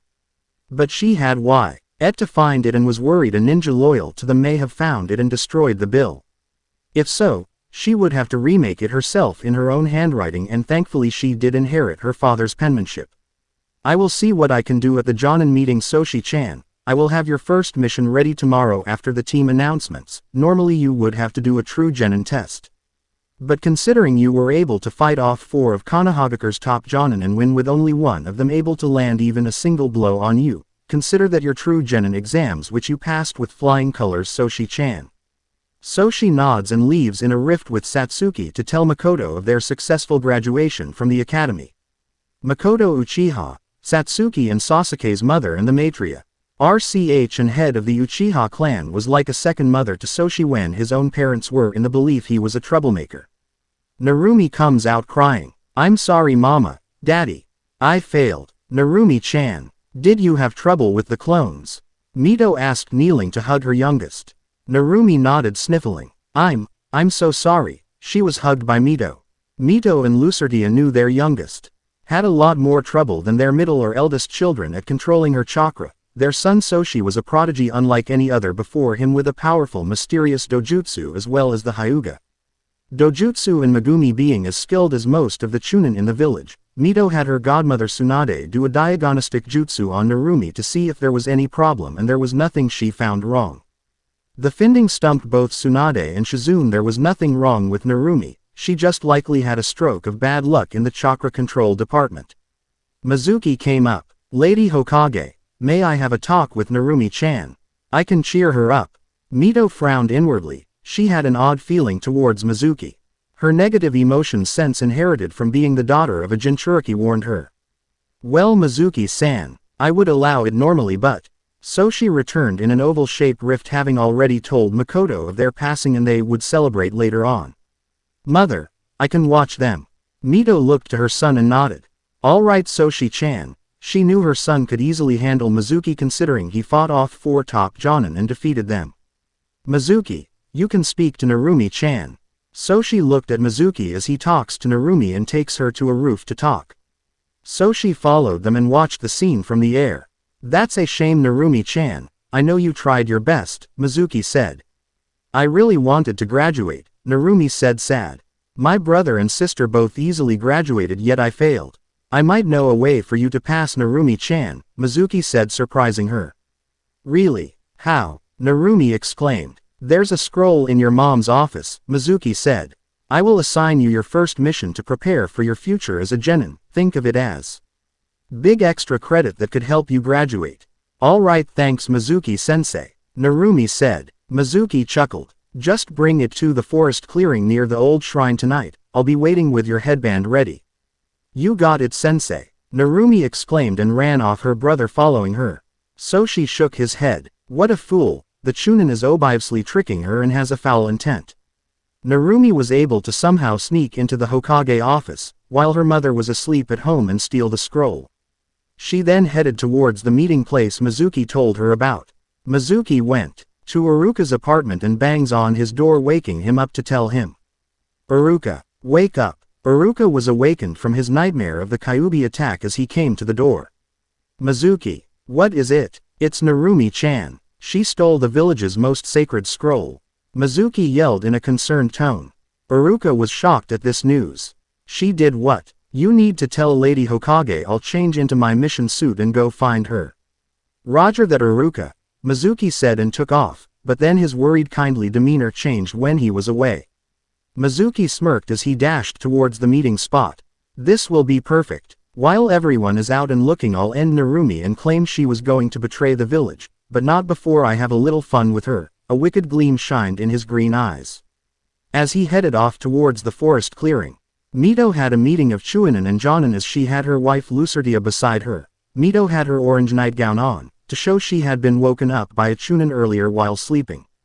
She explained. Narumi-chan was somehow able to sneak into the Hokage storage and steal the sacred scroll. I need all available ninja to head out and find my younger daughter and bring her back unharmed. Yes Lady Hokage, they announced and leapt away each fast. Mito sighed as she looks to her wife and the father of her children. What would prompt Narumi-chan to do this Lu-chan? I don't know Mito-chan, but we'll ask her when she is found and brought to us, Lucertia said. Soshi was flying overhead heading for the meeting place as he laid in wait for Narumi and Mizuki. Narumi arrived and took a look at the scroll. I wonder what jutsu are in here. Jutsu too dangerous from someone like you, said a familiar apathetic voice as Soshi appears out of a rift before Narumi. His lavender eyes gazing coldly at his youngest sister. Narumi, you are an even bigger fool than I first suspected, you let that weak chunin talk you into stealing a village artifact. I am not a fool Ni-san. Narumi yelled. Say what you will, but you were tricked by a sensei who obviously had different motives, Soshi said and calmly held one hand out catch. A bunch of shuriken coming at Narumi. Not bad. I heard the rumors of you beating 4 top Jonin in the village. I wonder how true they are. You are a powerful and talented student. That is true, Soshi-san. But I'm a chunin and older than you, said the newly revealed Mizuki as he came out with a more harsh look on his face. Mizuki-sensei, Narumi exclaimed. Narumi-chan, good work. Now hand me the scroll. It's filled with powerful jutsu not meant for a mere academy student, Mizuki said. A mere weak academy chunin like you certainly cannot handle them either, Soshi replied. Silence. I will have the power I rightfully deserve. I always forced to deal with that happy fool Iruka and his whining over his loss. What about me? That soft idiot wasn't the only one who lost people to the demon fox, yet he acted like he was. Mizuki yelled with an angry look. I will kill you, Soshi, and your sister too. He took the huge Fuma shuriken off his back and tossed it at Soshi. Soshi he LD one hand up as he froze the shuriken in mid-air with magnet release. Your bukijutsu is pathetic. He then sent the shuriken flying right back at Mizuki at twice the speed to his and Narumi's shock. Mizuki moved aside to dodge it, but to his shock in an instant before his eyes, Soshi was all of a sudden right where the shuriken had just passed by him only moments before, right up to him with his right palm brought back. Die. Soshi strikes Mizuki in the chest with such force that a massive shockwave erupted around the whole area and a huge crater forms, as the unfortunate traitor see. Chunin exploded into a blood and gory mess all over the crater with his clothes shredded to bits with a red vial on the ground near a shed of flask jacket. Some Anbu arrived along with Iruka to CT. He devastation done to the area and a shocked and silent Narumi on the ground on her knees.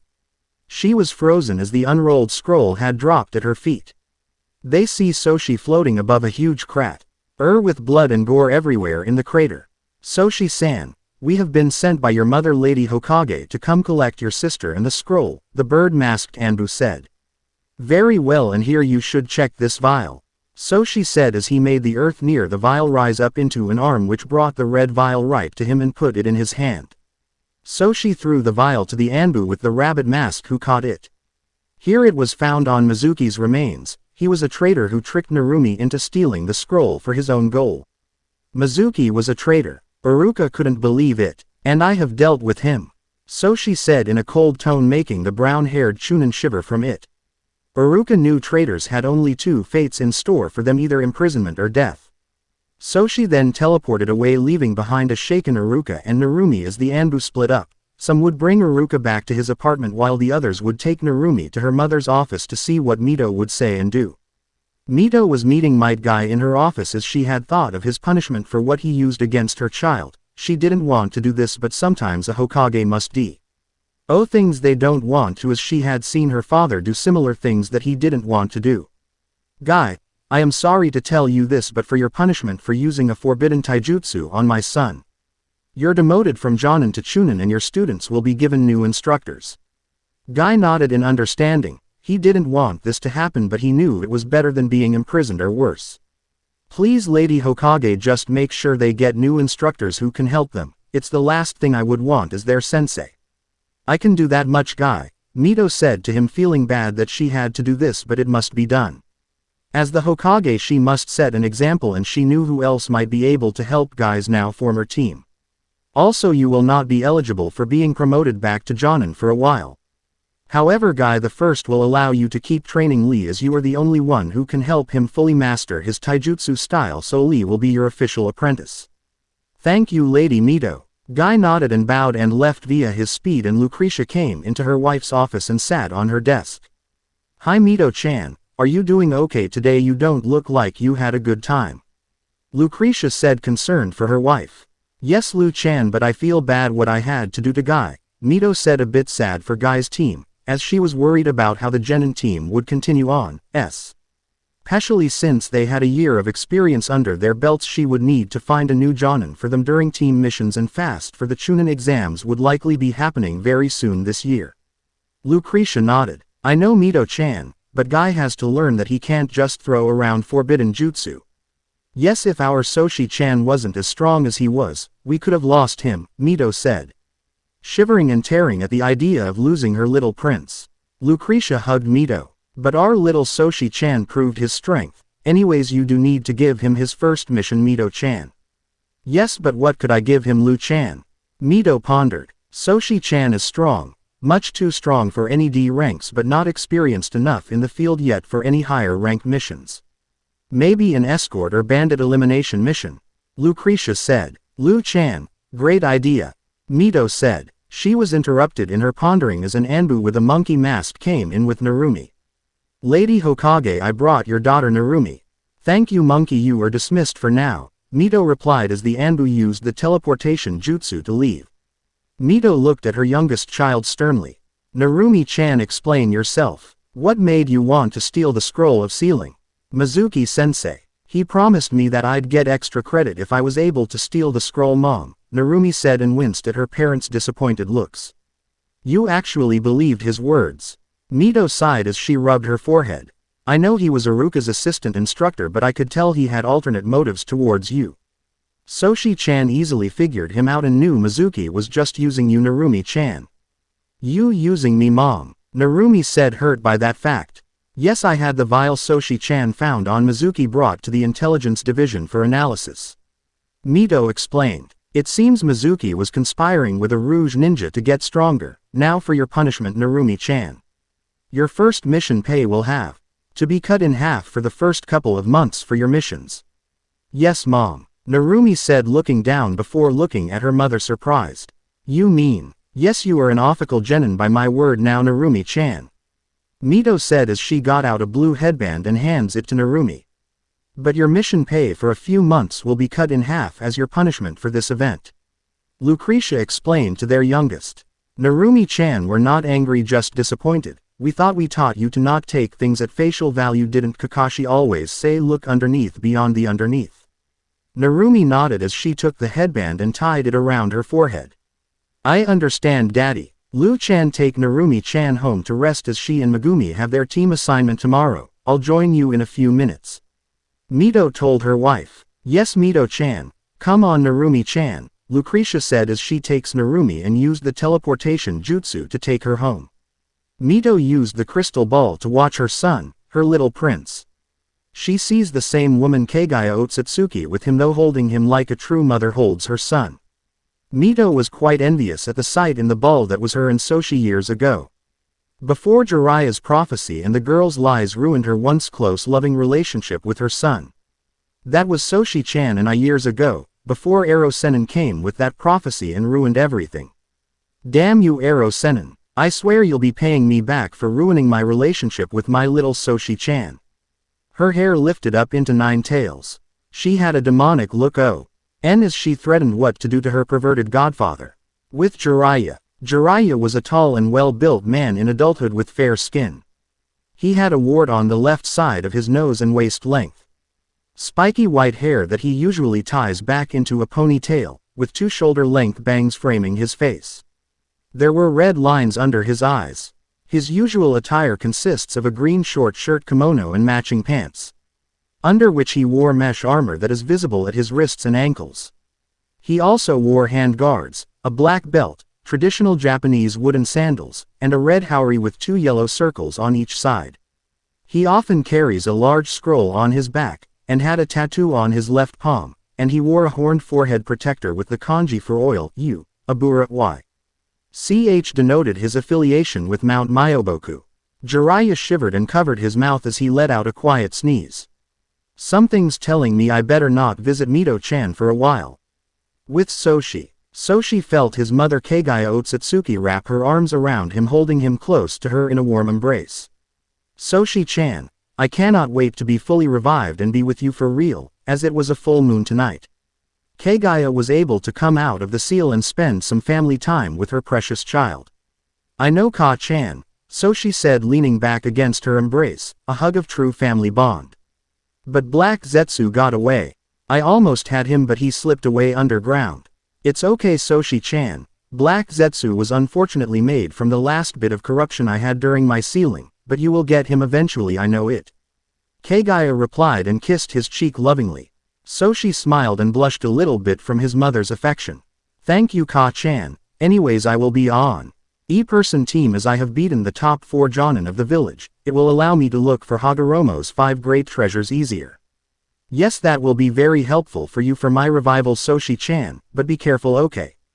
Don't attract any of the other villages. Attention, as Hagoromo's treasures are very valuable to them after all, Kagaya told her son.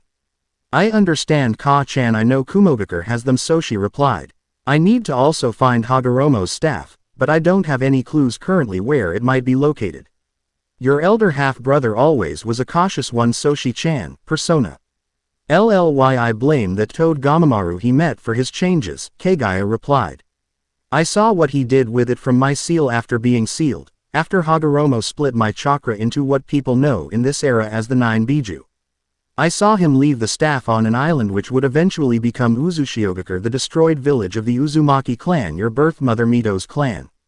Then that means the staff is deep under the ocean right now, Ka-chan. I will need to find some type of mission to take me out where Uzushio was to retrieve it, Soshi replied.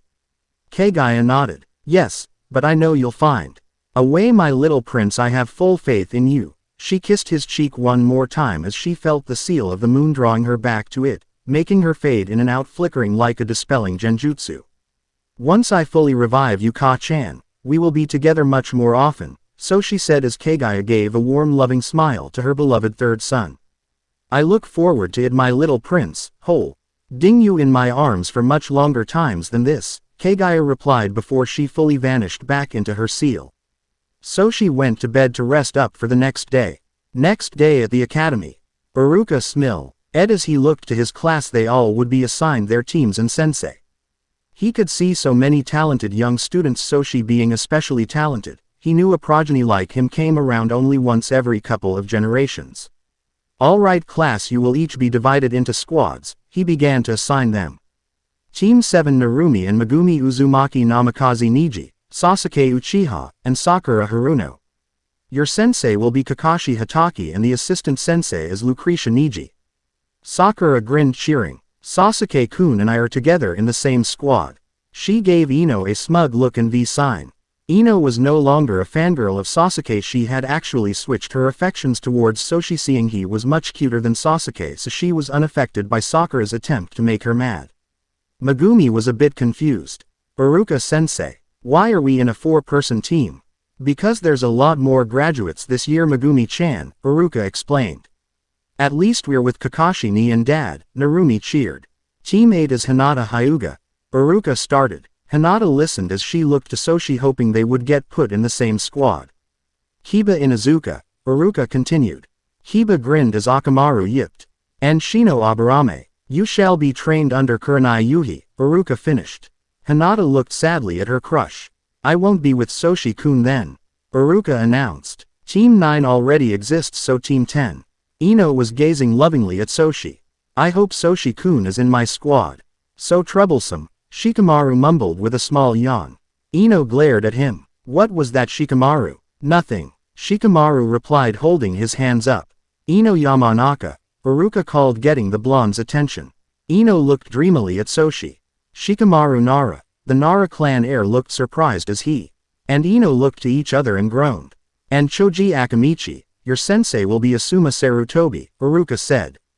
Ino groaned more, looking at Choji as he wolfs down chips. She held her head, groaning in despair.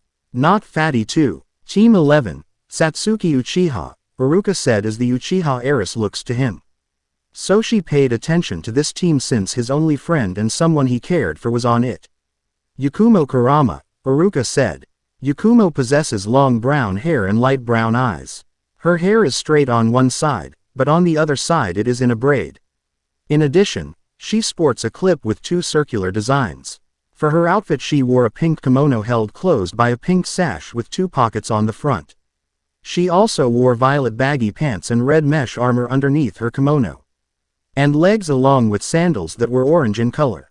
Her headband was worn around her left arm. She was the heiress to the Kurama clan. Yakumo inherited her clan's Kekkei Genkei, which gave her T. He ability to actually do real injuries and even kill people using genjutsu.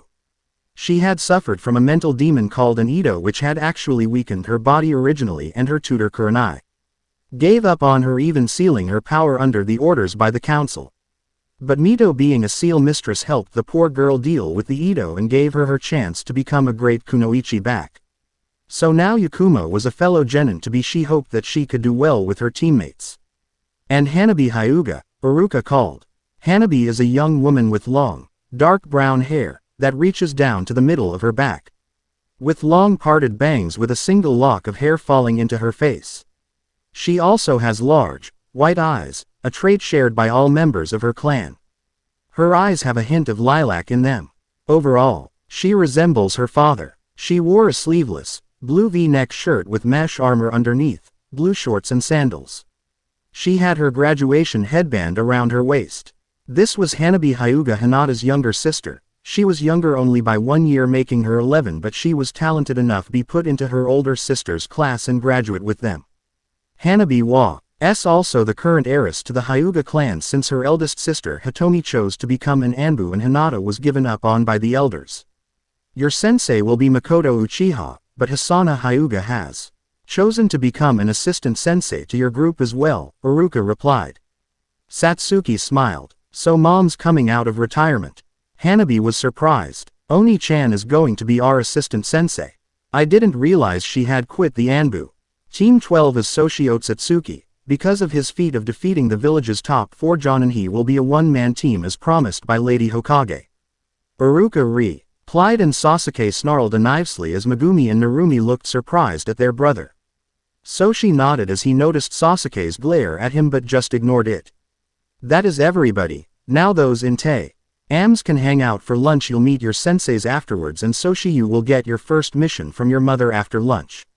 Iruka said. Understood. Soshi replied as he got up and head out with the others, going to hang out with their teams. Satsuki went to talk with her crush. Soshi-kun. Soshi looked at her. Yes, Satsuki. Can we eat lunch together? Satsuki asked with a pink blush. Soshi gave her a small soft smile. Sure, Satsuki. You don't mind if my teammates join us, Soshi-kun? Satsuki asked. That is fine, Satsuki. Soshi replied as neither Hanabi nor Yakumo had wronged him in their younger years. He understood Yakumo having her own troubles back then, and Hanabi was raised well by her clan, better than Hinata had been, that's for sure. Hanabi was curious about Soshi as his eyes were so much like her clan's own. Soshi-san. I just wanted to know, are you related to my clan in some way? I will explain, but first I will put up a sound barrier seal so no one else can hear. Satsuki is my dearest friend, so I will tell her. Soshi replied with a small smile to the Uchiha heiress, who smiled back as he ceaselessly puts up an invisible sound barrier to prevent anyone from hearing what they would be discussing. But Soshi remembered the Hyuga might not believe his words of being of the clan that formed their own, so he used a genjutsu to knock out Hanabi so she couldn't hear anything and alter her memory so she wouldn't get curious again. Why did you do that, Soshi-san? Yakumo asked. It's because the Hyugas have a lot of pride, Yakumo-san. They would not believe anything I tell you and Satsuki. Soshi replied. Satsuki nodded in agreement with her crush. Soshi-kun is right, Hanabi would likely tell her clan and they would make up all kinds of excuses to explain why Soshi-kun has their eyes. To start with, my clan and the Hyuga clan are related, Satsuki. Same with your clan, the Uchiha, the Senju clan, Kagaya clan, and the Uzumaki clan. I am of the Ōtsutsuki clan, from which those clans are all descended from, Soshi told the Uchiha heiress and looks to them. Tell me, Satsuki, how much do you know of the Six Paths Sage?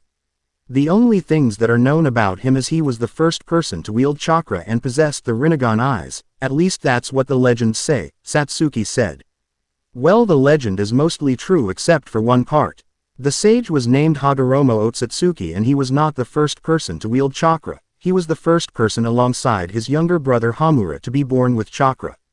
The first person to actually wield chakra was in fact their own mother, Kagaya Ōtsutsuki, Soshi explained. Their mother. The two genin kunoichi exclaimed in awe to hear someone of their gender was the first to wield chakra. Yes, Kagaya obtained her powers from eating the chakra fruit of the Shinju tree. She used her godlike powers to single-handedly end a time of war for her land, and later she gave birth to two sons, Hagoromo, better known as the Sage of Six Paths, and Hamura, who would become known as the forefather of the Hyuga clan. Kagaya was hailed as the rabbit goddess for her deed of bringing a time of peace to the world, but eventually she became corrupted by her power, Developing a god and messiah complex, she felt chakra should belong to her only. When her sons discovered the truth, they turned against her. Hagoromo awakened his Sharingan after the Shinju took away people he loved. Soshi told the story that his mother had told him of her past and how she wound up sealed. Satsuki and Yakumo listened to the story in awe. The Sage of Six Paths awakened the Sharingan. Satsuki exclaimed amazed. Yes, he did, Satsuki, and unlike his future descendants, your clan, the Uchiha clan. His Sharingan was already fully developed upon awakening it, Soshi replied. Afterwards he learned to use nature chakra. Later he was forced to fatality injure his brother Hamura after Kagaya took control of him. Hagoromo's Sharingan evolved immediately into the Rinnegan, and to reclaim the chakra that she felt was stolen from her, Kagaya merged with the Shinju tree, turning into a monstrous beast known as the 10 Tails. 10 Tails, Yakumo exclaimed. You mean there was a beast above the 9 tails?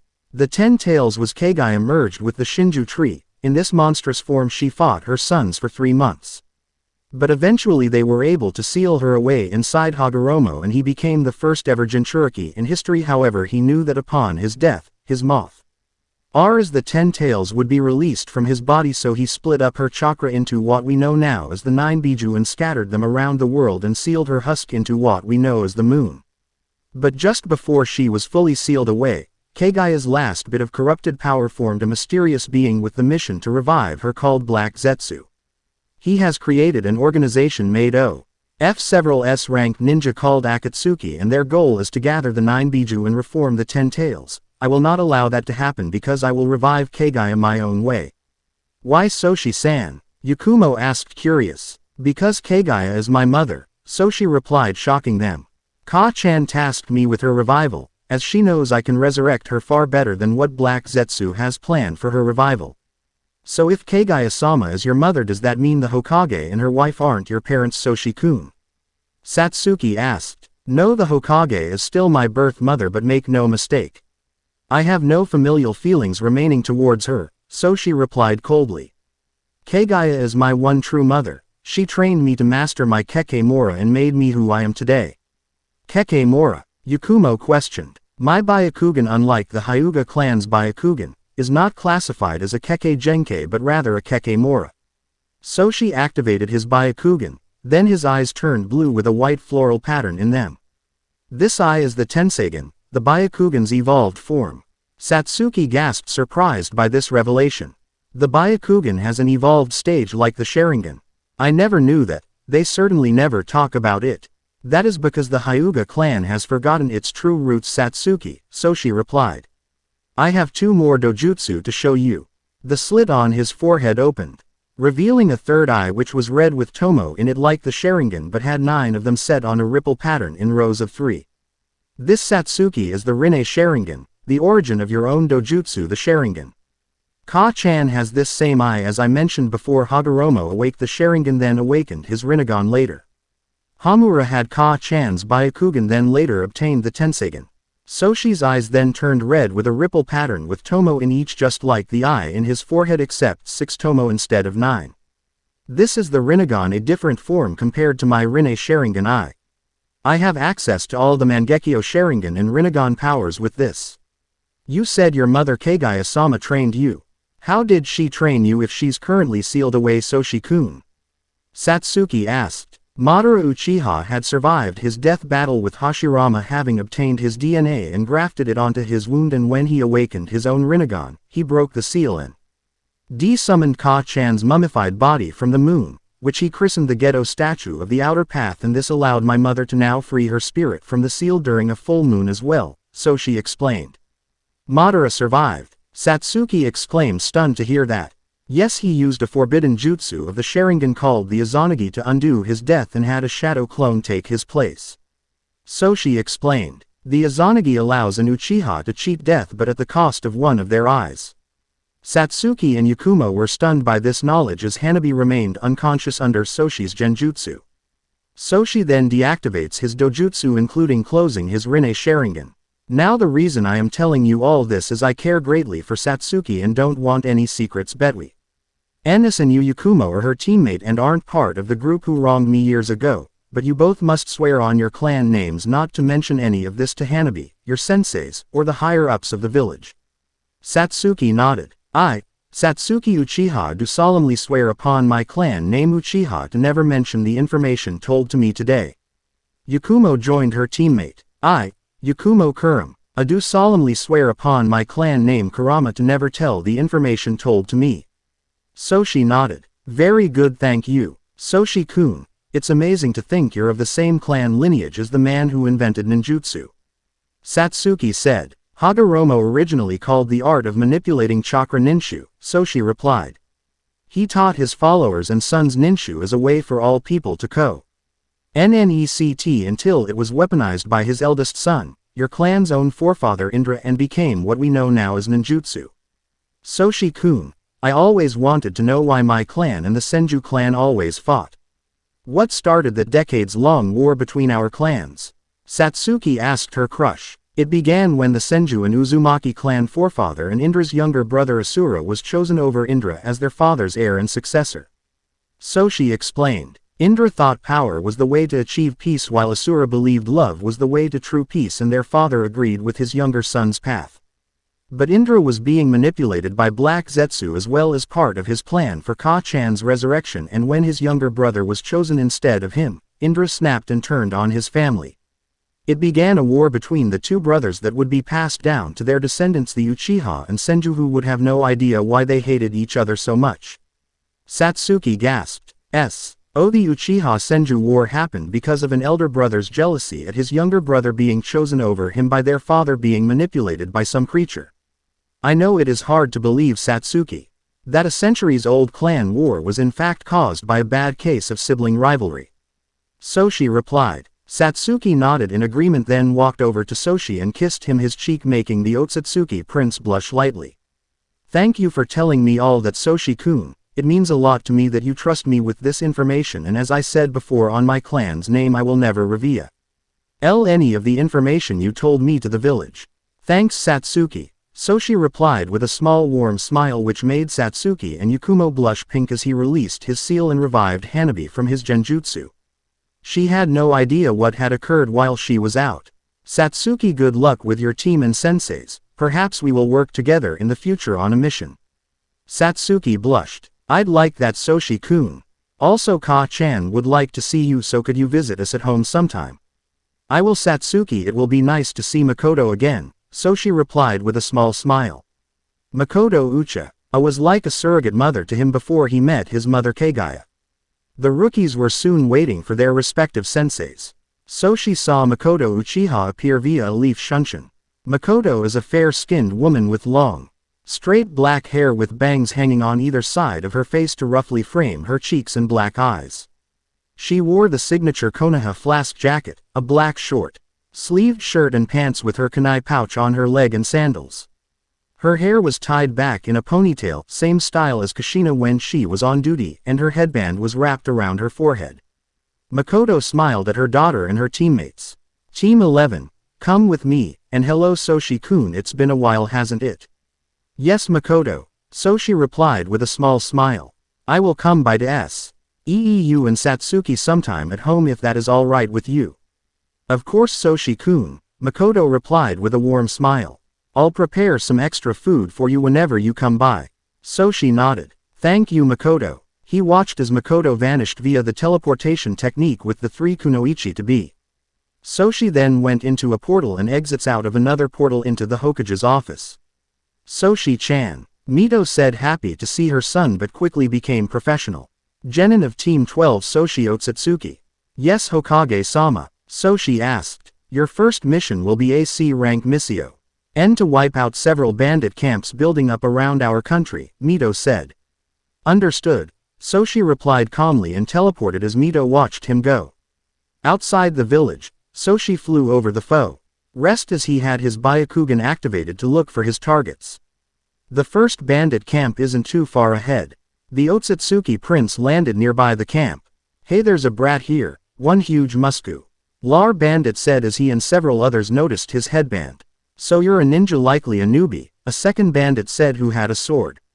Do not underestimate me, Soshi replied coldly as he flared his chakra a bit. Kill this brat, the leader said as his men charged Soshi. Soshi formed bone pikes out of his palms and fires them. The men felt pain as the pikes speared into them. You little brat, they yelled only to feel something wrong, their bodies were quickly cracking apart. They could only scream as they were turned to dust as the other bandits looked scared and quickly tried to retreat. Soshi spoke coldly. Scum like you do not deserve to live. He launched sharp spears of chakra and impaled several of the bandits. The leader tried to attack with his weapon but Oshi caught him within a powerful genjutsu with his Rinnegan and made him witness horrors Tsukuyomi Rinnegan style. The leader bandit screamed in terror being driven mad by the genjutsu and stabbed himself with his weapon.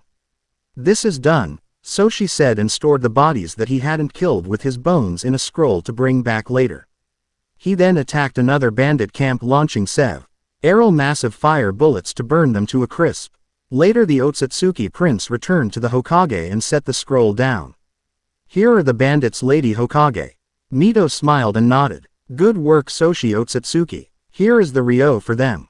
She had a chunin give Soshi a bag of ryo as he takes it and puts it in his pocket. I will await my next mission.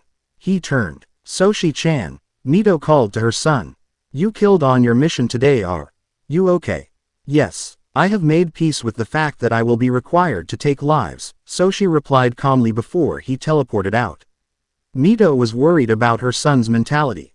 Soshi-chan. Soshi walked down the street. Hey Ōtsutsuki, said a familiar arrogant voice. Soshi didn't need to turn or have his Byakugan act. I waited to know it was in fact Sasuke Uchiha. You think you're so much better than me, don't you? The Uchiha clan are the elites, all other clans are weaker. Sasuke said smirking. Is that right Uchiha? Soshi said. Yeah it is. You want to prove me wrong Ōtsutsuki? Sasuke said still with his arrogant smirk on. No, I have no time to play in petty games. Soshi replied and continued walking. Sasuke snarled angrily and launched himself at Soshi. Fight me Ōtsutsuki. He sent a punch that Soshi easily dodged his punch. Sasuke launched some kunai. Soshi caught the kunai without even looking or using his dojutsu. Sasuke snarled and went through his hand seals only for Soshi to vanish and appear behind him. I already said I don't have time to play games with you Uchiha. Soshi said, releasing a small portion of his killing intent. Sasuke was frozen in terror. What is this? This killing intent. It's much stronger than even a Jonin's. How can he be this powerful? I'm an Uchiha. We Uchiha are supposed to be superior. Soshi stopped releasing his killing intent. I am not your stepping stone Uchiha. Other than Satsuki, the other children, and your mother. The rest of your clan deserved their death at Itachi's hands. How dare you? Sasuke snarled, showing hate towards Soshi, his eyes turned red with one tomo in each. Sasuke's deep hatred had finally reawakened his Sharingan after all these years, but it was still at just one tomo. So you awakened your Sharingan Uchiha, Soshi said impassively. Your eyes are weak compared to Satsuki's. Sasuke snarled and launched an attack at Soshi, sending several blows which Soshi easily dodged with no effort. Sasuke went through hand seals. Fire style. Phoenix flower jutsu. He shoots a barrage of fireballs at Soshi. Soshi stands calmly as the fire shots hit him, but they fizzled out when they touched him. It's useless Uchiha. Again ninjutsu has no effect on me. Damn it. Sasuke snarled and took out more kunai. Sasuke. Stop that. Yelled a girl as Satsuki landed, glaring at her brother with her onyx eyes. You're trying to attack Soshi-kun. I'm going to tell Ka-chan. She grabbed him by the ear. Ow. Satsuki, release my ear. Sasuke yelled and groaned as she pulled him away. Soshi-kun, are you okay? Satsuki asked. Yes Satsuki, I'm fine. Sasuke is unable to even fight me. Soshi replied with a small smile to Satsuki, making her blush. Satsuki dragged Sasuke home. Soshi went to rest before getting his next mission. 3 months later, Soshi was out on his next mission, killing more bandits outside the fire country. He was nearing the wave country and used the Naraka path to interrogate the leader and found out the village nearby was in trouble by using the human path to read his memories and rip his soul out. I suppose I could handle this, Soshi said calmly as he walked into a misty forest. He suddenly sensed a presence underneath the grove. Un nearby and held his hand up and brought it back as a black rod emerged from his palm as he stabbed a rising figure with an Akatsuki cloak from the ground with the rod. When together, the two Zetsu were easily distinguished by the two Venus flytrap-like extensions that emerged from their sides, enveloping their head and upper body as a shell, which they were able to open and close. Beneath these extensions, White Zetsu had short green hair and a single yellow eye. The right half of his body was covered by Black Zetsu, whose leg was originally White Zetsu's own right leg. Under their Akatsuki cloak, they wore blue pants and sandals, and had both legs wrapped in bandages. Zetsu's green Akatsuki ring, which bore the kanji for sign of the boar Hai, Gai, was worn on Black Zetsu's little finger. In the anime, Zetsu's fingernails were painted pink and his toenails, as seen in his debut, were blue. Unlike Black Zetsu, White Zetsu had human-like facial features and a proper eye, as well as unusually rounded teeth. Black Zetsu's true form is a completely black, humanoid figure lacking any hair or visible orifices, made up of a black mass which it can shape and resize at will. The black mass contains two yellow eyes, which lack any visible sclerae or pupils, and it occasionally shapes itself to form a mouth with jagged teeth. Oh, he's good, he detected us so easily. White Zetsu said the black half of him was scared as Soshi studied the white half of Zetsu first. So you're a White Zetsu, a victim of the infinite Tsukuyomi Ka-chan utilized when she was in the corrupted stage. He then looks to the black half. So you thought you could hide from me for long, Black Zetsu? Soshi had his Rinnegan eyes active as he looked coldly at the terrified Black Zetsu. I told you that I'd kill you eventually, looks like today is that day. Wait. We can work together to revive Mother Soshi-sama. We both want Mother back. I can help you revive her. I've been planning this for many years since her sealing. Join me, Soshi-sama, and together we can revive Mo. Black Zetsu tried to beg but was interrupted by Soshi stabbing it through the body with a truth-seeking orb formed into a sword. No, I don't need your help reviving Ka-chan creature. You would just corrupt her again, and I will not allow my mother to suffer the same corruption that ruined her life the first time. And you are no child of hers as I am, you are just a parasite made from the corruption leaving her. Soshi's right eye Tomo began to spin. Die, Amaterasu, Zetsu Espect. I ally Black Zetsu screamed in agony as the famous black flames erupted onto their body, burning them alive, until they were a pile of ashes which blew away on the winds. That parasite is now gone, Here are still the many other White Zetsu clones left, but I will deal with those later on. Soshi replied, dispelling his Amaterasu flames with his left eye, and flew off towards Wave Country. Soshi used the memory he got from reading those bandits' minds to locate Gato's headquarters. It should be in a forest up ahead. Soshi located the forest and saw a building amongst the trees. That must be it. He encountered two bandits guarding the entrance. Kid, back off and just go home. One of the bandits, a muscular scarred man, said, holding a club. Soshi looked at him in the EYs. The bandit froze and his eyes widened as he was caught in his genjutsu. He died due to the fear of the illusion. Soshi then walked into the building. The building was shown as screams of terror, or were heard, in the sound of blades slashing through flesh. Soshi emerges from the building dragging Gato behind him. Soshi had used several Juken strikes on his arms and legs to immobilize the little tyrant businessman. Gato begged, please no, let me go. Silence, scum, Soshi said coldly as he dragged the tyrant to the village. Confused and curious, the villagers all gathered around to see. They were all stunned to see the man who had been draining their country of finances and spirit brought before them. Here is the scum who had been making you all suffer. Do what you will to him. Soshi told the surprised and grateful villagers as he threw a terrified Gato at their feet. The villagers took their own pound of flesh from Gato as Soshi hands an older man named Tazan. A papers that signed all to Gato's properties and everything over to Tazuna and Wave. This is all of Gato's papers, now you and Wave own his entire company, make good use of it. Soshi replied to Tazuna. Tazuna is a gray-haired, bespectacled man with a large beard and dark eyes. He wore a sleeveless V-neck shirt with an obi, pants and a pair of sandals. He also carried a towel around his neck and wore a pointed hat on his head. Thank you, young man. What is your name? Tazuna asked. My name is Soshi Ōtsutsuki, Soshi replied in his calm tone before teleporting away. Tazuna watched him amazed. He has saved us all. When I finish the bridge we will call it the Great Soshi Ōtsutsuki Bridge. Soshi returns to Konohagakure after his job in Wave. A few months later, Soshi had been gathering the 5 tools of the sage discreetly and managed to take them all, using his yin-yang release to make fully realistic copies of the tools so Kumogakure wouldn't suspect a thing. The Ōtsutsuki prince had also come across an old hideout prison of Orochimaru's, where many curse seal experiments were kept, and defeated them all and even rescued a beautiful orange-haired teen girl named Junko from there. Junko was the last known member of an unnamed clan who possessed the innate ability to gather senjutsu energy for many body alterations for battle.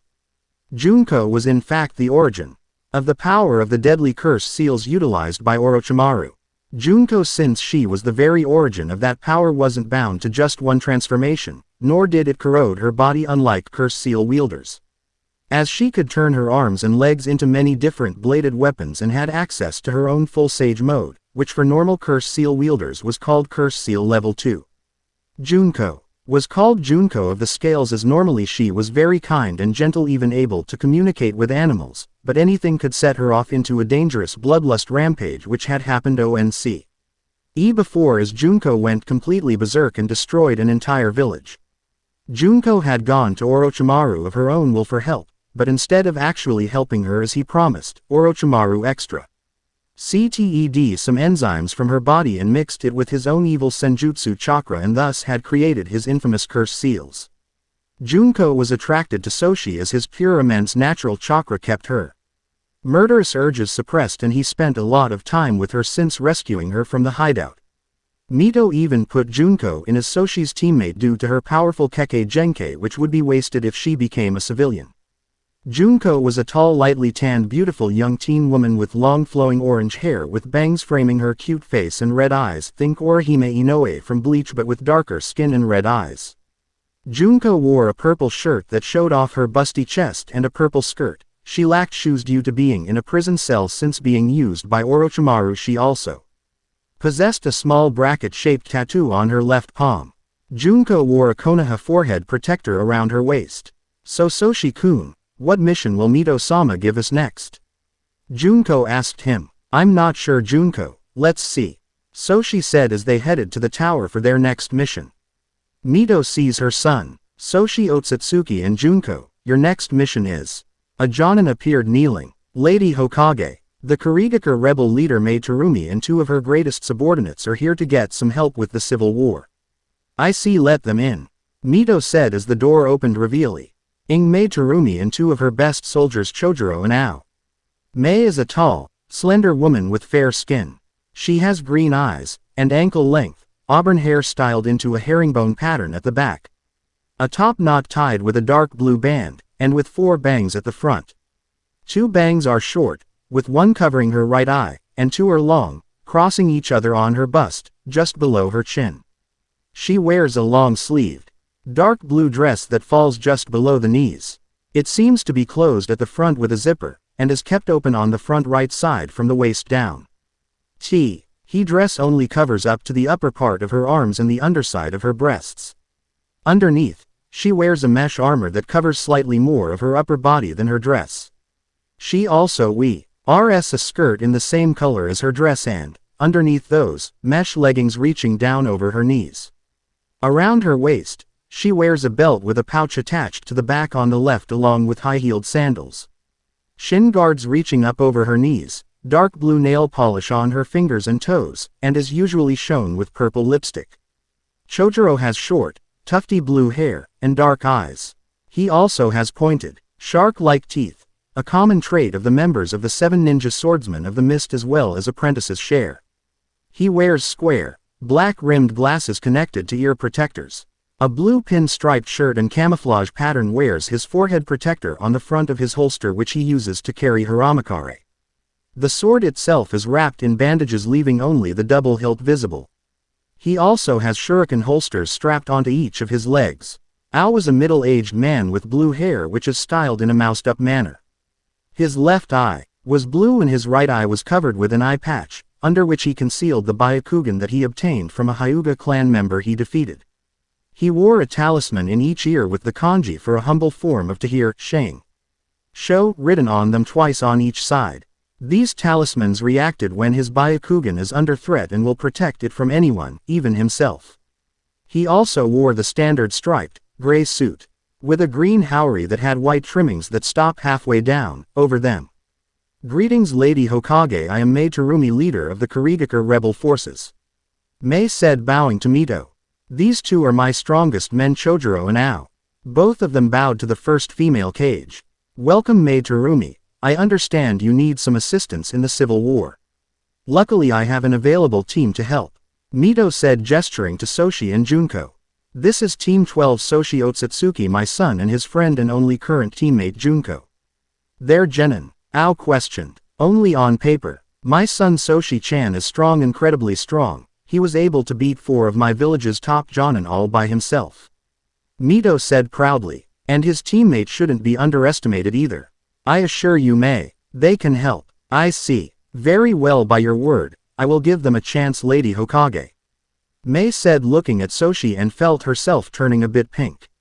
He might be a child physically, but my heart tells me he is much more mature mentally and spiritually. Team 12, this is your mission. Assist Mei Terumi and her group against the Yondaime Mizukage Yagura. Mito said in Hokage mode. Understood. Soshi replied as he walked over to Mei with Junko by his side. Ao wasn't so sure about letting a pair of genins help, but Chojuro was willing to give them the benefit of the doubt. Let's give them a chance, Ao-san. If Lady Hokage speaks positively for them, then that's okay with me. The younger swordsman said. Chojuro, this is why you'll never reach your full potential. Ao replied as they now trekked back to water country. Mei-san, tell us about the current events. Soshi said. Mei nodded and explained to Soshi what Yagura was doing to push them back. Soshi nodded. I see, so the Mizukage is a tough opponent. Mei-san, first we will clear out his army, then we will take down Yagura, you and me together. It sounds like a good plan to me, Soshi-kun. Mei replied, smiling beautifully. Lady Mei, I must protest. Ao said. This boy looks no. Ao froze as Soshi emanates a white chakra aura around himself. Ao-san, do you wish for a demonstration of my prowess? Soshi asked. No Soshi-san, I can tell that bit of chakra flare was enough. Ao said, holding his hands up defensively. Soshi's aura dissipated. Ao was stunned. Incredible. His chakra is so bright and powerful. It's at Biju level but much stronger than the Three Tails easily. Mei was shivering in something more primal. Oh my tilde, he has such incredible chakra and is so handsome tilde. If we win this war, I'm going to ask for an arranged marriage to him to bring our villages closer. The four then traveled back to the camp where Mei and her group had been stationed. A ninja came up. Mei-sama, Ao-san, Chojuro-san, thank Kami you're back. Did you get reinforcements? Yes we did. The Hokage Mito Uzumaki Namikaze lent us a young but very strong team. Mei said as she nods to Soshi and Junko. The ninja was surprised. A genin two-man squad. But, despite what they might seem like, Lady Mito has mentioned her son is extremely powerful, having managed to fight and beat 4 of the best jonin of Konohagakure. Mei replied. Who are the jonin he beat? The other ninja asked. Kakashi Hatake, Might Guy, Asuma Sarutobi and Kurenai Yuhi. Soshi replied. The rebels gasped as a gruff voice spoke up. You defeated Kakashi Hatake, the copy ninja. A kid like you. A tall man stepped up to them. A tall and noticeably muscular man with light grayish skin, short spiky black hair, dark brown eyes, and small eyebrows. He was normally seen wearing bandages like a mask over the bottom half of his face. Under his mask, he had a relatively narrow jawline and jagged teeth, a trait he shared with his fellow swordsmen. He wore his forehead protector sideways on his head, and prior to his defection from Kurigakure, donned the village's Anbu uniform and flak jacket. After his defection, and during his first appearance, he was seen shirtless, with his chest only covered by a belt to which he attached his kubikiribocho. Wearing baggy pants with the striped pattern typical of Kurigakure and mimetic wrist warmers extending up to his elbows, with matching leg warmers. Zabuza Momochi, you are a former Kurigakure ninja. You have the moniker the Demon of the Mist, and you as a child killed over 100 trained academy students, and you hadn't even been trained as a ninja at the time during Kurigakure's growing reputation of the Bloody Mist. Soshi said calmly. You left Kurigakure after your first attempt of killing the Mizukage failed. Zabuza smirked under his bandages. Not bad kid, you know your stuff. If you indeed beat Kakashi Hatake, then show me your strength. He then put his hand in a rat seal with the other arm raised up. Hidden Mist Jutsu. The mist rolled in, becoming nearly impossible to see. Zabuza was planning on using a bit of his silent killing technique to intimidate the boy. Very well, I can play a bit, but only for a while. Soshi flared a bit of his Sai chakra and the entire mist jutsu was blown away, clearing the area. Zabuza was stunned. What the hell? He blew my jutsu away with nothing but his chakra alone. Soshi then activated his Byakugan. The veins in and around his eyes bulging out as pupils appeared, he stood ready. Now Zabuza Momochi come. Zabuza then sensed something off and jumped back, going through hand seals. Water style. Water wall. He spit out a large amount of water, which turned into a large defensive barrier as several spiraling drills of water came at him and slammed into his wall hard. What's with this kid? I'm sure that was the water style. Water fang bomb he just used against me, and he didn't even use a single hand sign.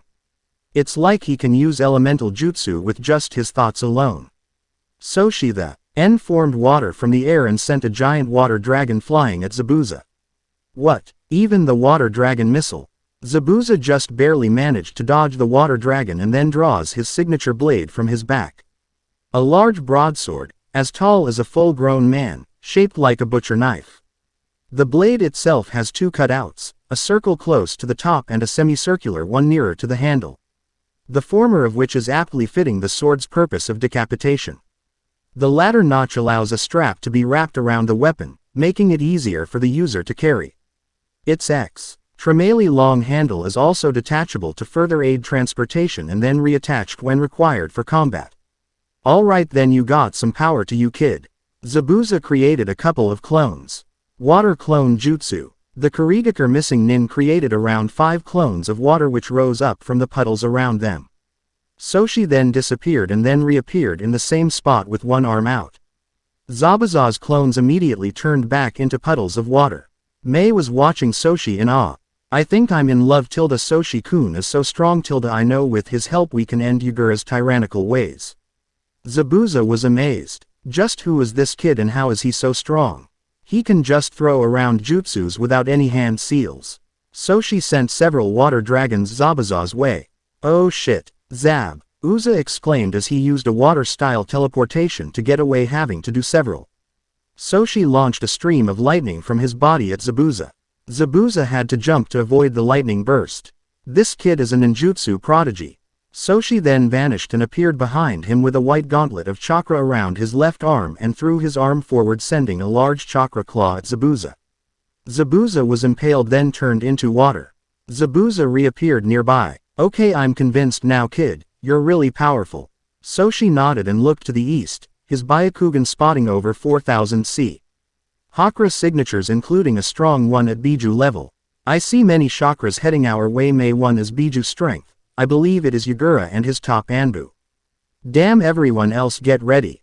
Sosh, Ikun, you and Junko and Zabuza are with me to take on Yagura. Mei said as Soshi nodded and Zabuza grinned behind his bandages, stepping up. As then over 10,000 shinobi arrived, Kiri Anbu and their Eater Yagura Karataki, the Yondaime Mizukage and Jinchuriki of the Sanbi. Yagura was a young adult, though rather short for his age. He has short, messy, gray hair, which fell over the right side of his face and spiked up on the left. He also had pupilless pink eyes and what seemed to be a stitch-like scar running from under his left eye, all the way down his cheek. His attire included a gray, sleeveless shirt with the Kiri forehead protector attached to the front, as well as a short-sleeved mesh armor, which he wore a green poncho. He also wore a turquoise sash around his waist, red with a matching green apron over his pants and a pair of brown boots. Along with it, he would carry a club with uneven-sized hooks, which bared a green flower on the larger end. Yagura, Mei yelled at him, glaring. Your reign of tyrannical terror ends today. More bloodline demons to kill. Anbu, destroy them all. Leave none of these demons alive or intact. Yagura ordered. His army of 10,000 Kiri shinobi roared and charged the rebel forces. Soshi stepped up calmly in front of the others. Mei, I will make the first move. He then by himself flew into the army and sent several flying as using taijutsu alone. Soshi was easily overpowering the enemies. Think the scene of Edo Madara single-handedly using taijutsu alone to take many shinobi out in his debut in the war arc. Oshi easily avoided their retaliation strikes, like they were just mere genin fighting a cage. He caught a kunai and throws it back at its original thrower, impaling the man through his mask straight into his forehead. Yagura couldn't believe it. This is impossible. How can a mere child do this? It can't be. Soshi was easily killing off the Anbu like they were just bandits as he formed claw gauntlets on his arms and used them to brutally kill several Anbu as they couldn't even try to put a defense up as the young Ōtsutsuki prince was killing them off. The army was quickly dropping in numbers. Zabuza, not wanting to let Soshi have all the fun, rushed with his blade ready as he joined in slaughtering the opposing ninja, using his blade to do its job in decapitation to behead all his foes. Mei went through a couple of hand seals as some Anbu attacked her. Lava style. Lava monster jutsu. She spew a large wide projectile stream of acidic mud from her mouth at the Anbu, who had no time to put a defense jutsu up as it covered and melted them, killing them instantly. Yagura was getting angry seeing his army being overwhelmed by these monsters. I will not allow this to happen. Yagura begun to tap into his Biju chakra as a red cloak formed around him before he was surrounded quickly in a black dome cratering the ground as he went straight to his version 2 form, looking like a dark red, almost black miniature version of the Sanbi in a more humanoid-like state. Soshi sensed the power and held his arms out as the remaining Anbu all sent jutsu at him. Shinra Tensai. Soshi revealed his Sharingan eyes as he unleashed a massive wave of force around himself, destroying their jutsu and even turning them all into bloody paste as the force crushed them all. A massive, several-mile-wide crater was all that remained of the area around them all. Yagura charged at Soshi. You have a dojutsu. You're the worst demon of all of them. Soshi narrowed his eyes. So the Sanbi Jinchuriki wants to challenge me. Very well. He began to flare his powerful chakra as he then flew at Yagura and kicked the transformed Mizukage, sending him up into the sky as Soshi flashed above him and delivered a devastating powerful axe kick to him. Yagura plummeted to the ground and slammed into it hard as he reverted back to his normal self with burned skin. Why, you're not human. Soshi had his Sharingan still active as he looked into Yagura's eyes. Oh, it seems you're under a Sharingan genjutsu. The young Ōtsutsuki heir easily shattered the genjutsu controlling Yagura. Why, you freed me from that horrible genjutsu. Thank you, now please finish me off. I can't live knowing what I did even being under a mind genjutsu. Yagura begged. Soshi nodded as he RMED a lightning blade in his hand and then struck Yagura in the chest with it. Tell Mei. She is the Mizukage now. Yagura said, smiling as he closed his eyes one last time, dying. Soshi later turned to the rebels and let them know what happened. Mei was amazed by Soshi's immense power and the fact he was able to break the genjutsu on Yagura and ended his life at his request, and that she was now the Godime Mizukage. This confirmed what the dual elemental Kekkei Genkei wielding Kunoichi felt growing towards the very mature, powerful 13-year-old. A few days later, Soshi and Junko were getting ready to leave Kurigakure as Mei had been officially coronated as the Godime Mizukage. We will likely see each other again in the future, Soshi-kun. Mei told the handsome young man with a saucy smile. Soshi opened a portal and went into it with Junko to return to Konohagakure. Soshi and Junko exited the portal before the two eternal gate guards Izumo Kamizuki and Katetsu Hagane. Izumo has brown hair and dark eyes. His hair is combed down and always covers his right eye. He wears his forehead protector like a bandana along with the standard Konoha shinobi outfit which goes all the way up to his chin in a flak jacket. Katetsu has long, spiky, black hair and dark eyes. He has a strip of bandage running across the bridge of his nose and a light-colored marking on his chin. He wears the standard attire of a Konoha shinobi, complete with a forehead protector and a flak jacket. Team 12 returning from a successful assistance in ending the Kurigakure War. Soshi replied. Oh yes, Soshi, go inside. Izumo said as he and Katetsu stepped aside as Soshi and Junko walked inside the village. They were heading towards the village when they see a commotion happening as Sakura, Megumi, Narumi and a couple of younger children were facing off with a pair of foreign genin. The boy was holding a third child up by his shirt, hurting him a bit. Soshi Studi. Ed the opposing genin with a narrowed gaze. The boy wore a bunraku puppeteer's costume, a black, baggy, full-body suit with a red and yellow circle on the front. He also wears a black hood which covered his head completely, and had cat-like ears and his forehead protector on his forehead. He sported a triangular face paint design. He greatly resembles his father. He also wore fingerless black gloves. The girl bears a great resemblance to her mother. She has teal eyes and sandy blonde hair, which is gathered into 4 consecutive pigtails. Her outfit consists of a single light purple-colored, off-the-shoulders garment that extended to halfway down her thighs, with a scarlet sash tied around her waist. In addition to incorporating fishnet worn over her shoulders and legs, specifically on her right calf and her left thigh, she also wore her black forehead protector around her neck. Kankuro seriously put the kid down. The girl scolded. "No way, Tamari." The newly named Kankuro replied, grinning maliciously at the kid he was practically strangling. "This brat bumped into me and he's got to pay the price." Tamari sighed. "Fine, whatever, I'm not part of this." He boy was Konohamaru Sarutobi, the grandson of the former Sandaime Hokage Hiruzen Sarutobi. He struggles helplessly as his friends and surrogate big sister Narumi can only watch horrified. Konohamaru, a orange-haired girl with her hair in 2 strange lifted ponytails, said worriedly along with a brown-haired boy with glasses and a runny nose. "You better let him go, you bastard." Narumi yelled, glaring at Kankuro. "You just make me wanna hurt the brat more," Kankuro said evilly, bringing his fist up. But then a blast of lightning flew and nearly hit his hand holding Konohamaru, forcing him to drop him as it struck dangerously close. "What the?" Soshi was shown standing on a nearby tree branch with his hand out, still emanating blue sparks of lightning. "Sunagaker Nin, you're in the wrong village to be causing trouble." Junko stood beside him. "Ni-chan," Narumi and Megumi exclaimed, seeing their elder brother here. Tamari blushed. "Well, local hottie. Great, more brats." Kankuro growled as he begun to take the bandaged object off his back. "No, you're going to use karasu for this," Tamari exclaimed. "I would suggest you not do that, as I sense some wrong chakra near me that is rather agitated at you. And also I sense your presence, Uchiha." Soshi replied as a shocked Sasuke comes out and another boy appeared standing upside down on a nearby tree branch. The boy has fair skin, green eyes, and short spiky auburn hair. He lacks distinctive pupils or eyebrows, the latter of which others sometimes make fun of. He's had tanuki-like black rings around his eyes his whole life, which is attributed to insomnia.